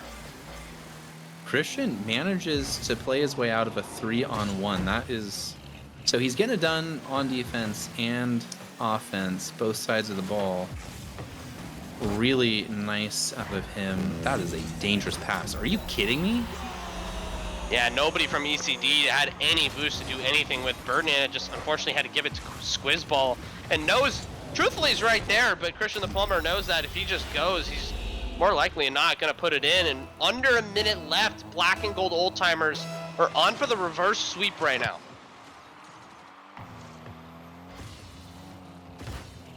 Bird going for a solo play, absolutely stuffed by Saikugo. Good grief. Christian doing his famous wall play. Kugo's back for seconds. ECD got to get on the attack, and they got to get on now. Saikugo doesn't get the read he wants. Parks is going to fling this downfield. It's going to go right to Christian, though. I don't know if that's the ball to play. You definitely want to try and keep possession as much as you can, as we see Christian going to back out of the double attempt. It's going to be a double commit from ECD. Squizzball doesn't get the hit he wants. And Parks, can he take this over? No, it's going to be super awkward for everybody. Here comes TAM player Bird. Going to just play it up, and Christian is going to clear this away. We have 10 seconds left, Toad. ECD got to score in the air, essentially, as we see a 50 click cleared out. Here comes Birdnanda. Can he get the win? He can't, but there's no help from the ECD side. And this ball just has to touch the ground, and it will. Black and gold Old Timers reverse sweep EC Defiance. Yeah, and I won't say it's undeserved. Christian started playing out of his mind again, putting up massive numbers, and has to be MVP, right? Like, you already called it. The way he was playing earlier, it was pretty mid, pretty meh, and you get meh results. You go down 2 games, and then he turns it on single-handedly. Well, not single-handedly, but really the difference was his score. He single-handedly made his score higher, and in effect, they reverse sweep EC Defiance. Yeah, right. I mean, he's the difference maker in all the games, right? And unfortunately for EC Defiance, they just couldn't deal with that. They just couldn't deal with the, I don't want to call it solo plays from Christian, because, and then there were some good solo plays, but just the big body that Christian is, just all over the place, making saves, making clears, and then of course on the offensive end as well. Yeah, well-deserved victory for Black and Gold Old Timers, and kind of unfortunate if you're EC Defiance. Yeah, I mean, you might feel hard done by, right? But maybe in game 1 and 2, you did a really good job mitigating the effect of Christian, and then later on, he started figuring out your game plan. So, right? So, to get reverse swept means that maybe you didn't do a great job tactically adjusting mid-series. And I think that might be the case here, where Christian figured it out, and there was no response through 3 games, and just like that, series is flipped on its head. Yeah, absolutely. Yeah, and yeah, we just there's not much else to say. I mean, Christian the Plumber is that guy. He is him. He is So, him. We might have congratulations. an interview. I'm hoping we get Christian, because I got some questions for him. Yeah, I don't see anything so far. Looks like we're gonna have one from EC Defiance, but it looks like we're still waiting on Black and Gold. It might even be Mr. Tam Player himself coming into the booth here, so that'll be exciting to ask him some questions about his contract. I've always wanted to know about the contract, so that makes sense. And we have Christian for Black and Gold lined up as well, so... Oh, and it's going to be Squiz, maybe just Squiz. Okay, no worries. We're going to get interviews from both teams. That'll be good. Yeah, we'll see who we get first, but what a really good series. So we get 2 Game 5 reverse sweeps in the same night. We get the premier matchup between... your own team and El Matador, and then a whole game before that with Rebellion and some other team that I kind of half watched, but I was watching chess. So Yeah, what a fun SGL day we had. A little bit of everything. Which of course we love the content. We love the content, but we're gonna bring in Mr. Squizzball from Black and Gold Old Timers. Mr. Squizzball, reverse sweep. How are you feeling? What's up, brothers? Feeling great after the 3-0. Or the 3 in a row, I guess. yeah, I mean, no doubt. I mean, so let's take us back. Well, we'll rewind time here. Okay. You're down in the series 2-0. What in the world happened between game 2 and game 3? Just had to lock it in. Mentally had to lock it in. All 3 of us as a team just had to kind of talk to ourselves, right? But honestly, it was more on me. I've kind of played like butt in the second game, so I just had to lock it in personally, and it's kind of easy once Christian the Plumber started dropping 900 every game, to be honest. Yeah, I mean, what do you think unlocked him? Because we were talking in the booth about how we need Christian the Plumber to get some points on the board if we want to keep this series interesting, and then all of a sudden, ask and you shall receive. Yeah, 100%. I don't know, he just decided that he didn't want to lose, to be honest. That's what it seemed like. What do you guys think? Well, did he like turn on his monitor or something? Because that's kind of what it felt like. Like, I don't know. I didn't even like. I felt like I never said his name in those first 2 games, and then all of a sudden in game 3, he's just doing powerful shots, wall shots, all this stuff, and then he can play. And then game 4 does the same thing. We're like, oh, he's gonna be the reason why they win this series, or part of the reason why they win this series. And then game 5 pops off again. So yeah, maybe he turned off his monitor or something. Yeah, honestly, there weren't many comms in that second game, so I think that might have been one of the big things. He's just a little undecisive, and once he just kind of decided to take over, it was pretty easy, as you guys saw. I mean, easy is one way to put it. The matches we were watching were nail biters. I mean, that last game was this way and that way. There was a game that ended, 5-4 in extra time. Goals right there at the last gasp. So it was a series that was so exciting to watch. How was it to play in? I mean, it was fun, man. Every one of these is pretty fun. I enjoy this league, so it's a pleasure to play. Appreciate you guys. Well, we appreciate you. But looking ahead to next week, do you know that you've got Los Verdes lined up, and just like you, tonight they were the benefactors of a reverse sweep. Okay. So you've got them next week. If Palace plays, which I'm assuming he does, do you have your team taking the win or Los Verdes? And be honest. Be honest. I absolutely have our team winning out the rest of the season. Oh, shoot. Okay, yeah. Okay. Yeah, without question. I like this confidence. Dang. Would you be willing to put channel points on that? Sure. Okay, Maz, let's get that set up next week for these guys. Let's get the channel points rolling. But yeah, Squiz, I guess thanks for joining us today, this evening, I guess night, wherever you're at in the booth. But before we let you go, we wanted to give you the floor. So do any shout outs or anything like that? No, just one shout out. Shout out Christian the Plumber for being the absolute GOAT, as everybody saw. And we just appreciate him showing out.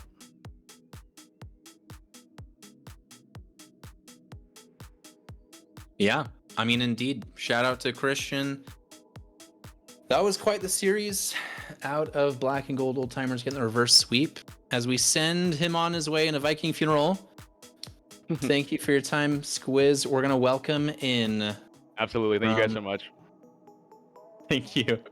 We're going to welcome in none other than Bird Nana whenever he is available.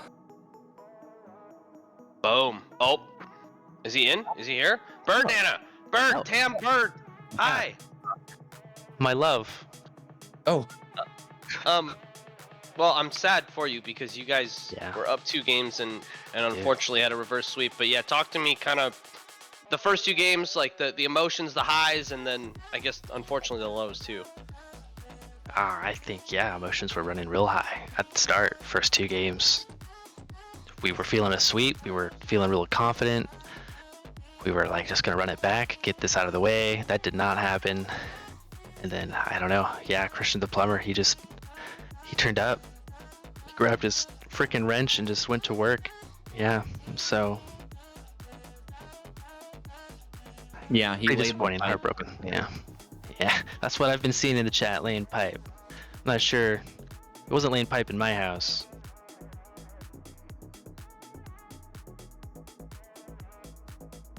We've got a hater in in the chat. He was saying we were glazing on you too hard. I think otherwise. I think Tam Player Bird is one of the best players in the league, and I stand by that. What? I guess I don't want to glaze too hard, okay? But the first 2 games you were so good, and the whole team was so good. I don't want to talk about Christian too much, so what could Defiance have done better to just close this thing out and send us off to bed? I think it was just kind of a mental thing. Comms started to drop. There was just double commits. There was just near post rotations on my part multiple times that just caused a clusterfuck at the post that just allowed goals. Like, I focused too much focus on playing fast and not smart, and I think that was what really threw us the rest of the time. We were trying to keep up instead of just playing Rocket League like we do. Yeah, absolutely. I think it's Toad and I were talking obviously in the booth, like it's just it wasn't really on you guys. I think it was just Christian the Plumber just popping off and just unfortunately you guys just not knowing how to deal with that kind of just turn on in the game, right? I mean, he had what 900 points. Yeah. In that one game, he outscored everybody in I think a couple games. Yeah, so it's like I don't even know how you would stop that. And so, like I said, unfortunately, you guys are on the opposite side, the bad side of that. But yeah. Positives though, we took out 2 points. Keeps us somewhere mid on the table. I know we were tied for second there with B&G there, so that's a little bit of a heartbreak to get put into an actual spot on the table instead of tied for second. But I think watching that podcast on Monday about power rankings, I don't think we're a number 4 team. I think we're right up there 1, 2, and 3 with Steel Army and Black and Gold right now. So I think we just got to kind of figure out how to stay mentally strong all the match instead of just for the first couple. Well, then, speaking of power rankings, I want to get your take on how you think you guys stack up against EM Big Dogs. Because, as you might know, week 5, that's your next matchup. Yeah, and they took out Steel Army, did they not? So I think it'll be a game 5 series again. It'll definitely be head-to-head every match. I think we'll see last-second goals like we did in this one, nail biter like he said. But I think we're just gonna focus on some solid mentality this week and just pull it out. Definitely. Heck yeah, perfect. Well, Bird, before we let you go, we want to give you the shout out. But before I do that, I want to say that it is always a pleasure to watch you guys play and see you guys grow over the course of the 3 seasons I've been a part of. Y'all are a solid team now, and I'm super excited to see how you guys do the rest of the season. But on that positive note, yeah, the floor is yours, my man. Yeah, just shout out to my team, everybody who came in, showed up, played well, put it to game 5, you know. Knows always knows. He showed up 20 minutes before the game start. He got 2 matches in and then tried to pull out some numbers for us in those matches he did get. So we just appreciate everybody on the team. And shout out to Black and Gold. You know, they can put up some numbers. Christian the Plumber, he's solid.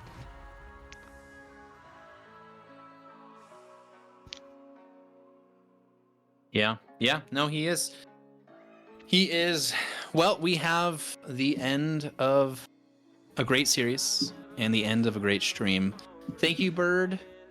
We'll send you out of here. Better luck next time. We'll see you next week. Hopefully we'll actually carry the stream next week as well, as we've been streaming like madmen out Saw here. someone say championship has been cinema. I think even the premiere has been cinema, SGL, cinema.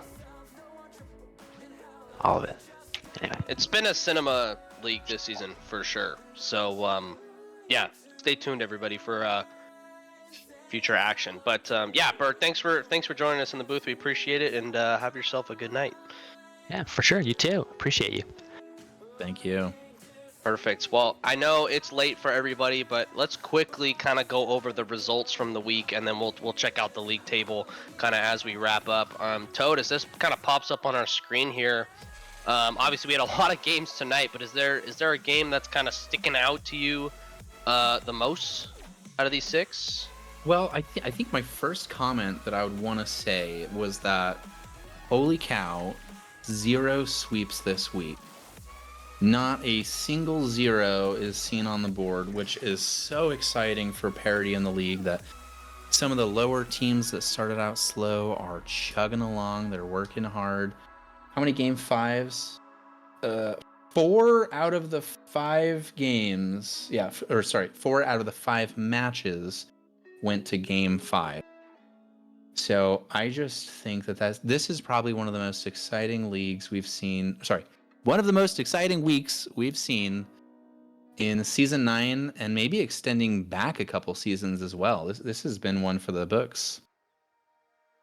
Yeah, absolutely. And I have to shout out Doughboy once again for the overlays and making everything look pretty, so y'all can see all of this. So yeah, what a week, what a power week in SGL. Match day 4 is going to go down in the record books for sure.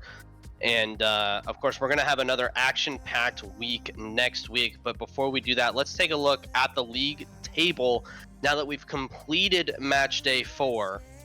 And we'll see who's at the top. My team, for some reason, at the top of Premier, which is nice at 12. Right behind is ECRC. You, Toad, 1 and 2 right here in the booth. Let's go. But we do have KC Cauldron and EM with games in hand because we haven't had our bye weeks yet. But so TBD on where we actually will be. But for now, provisional poll and provisional second for us two here in the booth. I'm feeling pretty good about that. They got some good commentators, I guess. Yeah, Steel something like Army that. getting it done over there. Black and Gold Old Timers then moves into second position. Axe and Rose steadily getting points. Last week we saw them get their first. This week we see them get 2 more points. Next week they get a win. What week after that they get a sweep? I mean, just as this trend grows, right? Yeah, I think that's how math works in my head. So I don't know in practice, but definitely in my head that's what it seems like. But I know they've been working super hard. Just because I'm in their I made the Discord and they're in the Discord all the time talking and sending training packs and videos and just talking and replay reviews and all that stuff. So that 0-4 doesn't, it looks worse than it is, I think. And they'll be, like I said, I keep saying this all the time, Toad, they are the new EC Defiance. They are the new EC Defiance. They'll start at the bottom and then they're going to slowly climb their way up. They're going to be that underdog team that you can't help but root for week in and week out. I'm feeling it. Oh, we have a comment from Maz. 5 points separating first and fifth in the championship. Right, Steel Army in 14 points in first place. EM Big Dogs are on 9 points there in fifth place. Yeah. So Axe and Rose, kind of the odd team out right now, early on in the season, right? This is only week 4, so plenty of weeks to go. But just as championship shakes out, there are no bye weeks over there. So there is no nonsense now. That is the real standings. Yeah, and I think too, that's what it just shows, right? How important each game win is, right? You see EC Defiance, Los Verdes, and EM Big Dogs there on the right side of your screen. They have the same record, but EC Defiance has more points because they've even in series that they lose, they're taking games. Each game is 1 point, and so that's why they catapult there into third, and kind of ahead the Los Verdes and EM Big Dogs. And of course on the other side too, you see it there as well with KC Cauldron and El Matador. KC Cauldron having 1 more game win than EM at this point. So every game matters in SGL. That's why I kind of like the 4-point format. So if you get, if you might not be, super competitive with a certain team, you're still fighting for game wins because those are points, and those points are going to come in super clutch at the end of the season. Yeah, definitely a fan of the format. Love seeing points happen. EC Eternal getting a win today, so that was nice to see. We've got every team save Axe and Rose, of course, getting a win, and there is no undefeated teams remaining in either league. So really exciting to see that. And then later on, I think we even have a mid-season cup tournament coming up one of these weeks. So that'll be exciting to get that going too. Yeah, I honestly have no idea when that actually starts, but that'll be super exciting. It's going to be like I think they talked about it on the podcast too earlier in the week. It's going to be like a US Open Cup type of cup tournament. And so Maz is telling me in 2 weeks time we'll have the first week of the cup tournament. So yeah, that'll go simultaneously with league play. So it'll be at the same time, kind of just like other soccer leagues. That was the kind of the point of doing the cup tournament during the season. So yeah, I can't wait to get that started. I know I looked at the schedule, Toad. You and I play each other once again for that because I guess the script writers love a good Portland-Seattle rivalry. So yeah, I mean I do too. So I'm not complaining. Matt says you can think the wheel. I think. Sure, man. Like, yeah, the wheel being we just want absolute cinema games at all times. But that's okay. That's okay. Yeah, I guess as we wrap up here, Toad, do you have any final thoughts of from this week, from the league, from the season, everything? Yeah, I think this has been my favorite week in season 9. So 4 games in one night is a lot, so I want to thank Maz for sticking around, doing some commentary. We had Luis earlier, we had Debit earlier, we've got myself, and then Rydog yourself joined us for the last match of the day. So big shout out to all of our commentators. Maz in the booth getting it done. We've got Doughboy back there making graphics. So shout out to all the people behind the scenes making these streams work so we can get like 25, 30 viewers. It's nice to see these streams grow and chats flowing in. Even the angry chats, I'm here for it. So it's good to see everything. Yeah, absolutely. I'm going to echo that. Maz, you're the GOAT behind the scenes. Thank you for sticking with us for like 4 hours. That's crazy. I don't think I could ever do that, so thank you. And then, yeah, of course, Doughboy, shout out with the graphics. Lovely. But yeah, I want to shout out everybody for tuning in. Thank you so much. For if you were here just for one series, or if you're here for all 4 tonight, thank you. We appreciate the support. And I guess that is all of the games wrapped up for this week. Stay tuned in the Discord for when next week's matches will be scheduled, of course. And then we have the Cup starting in about 2 weeks' time as well. So lots to look forward to here in SGL. I'm Rydog for Toad and Maz behind. Thank you so much for tuning in, and we will see you guys next week.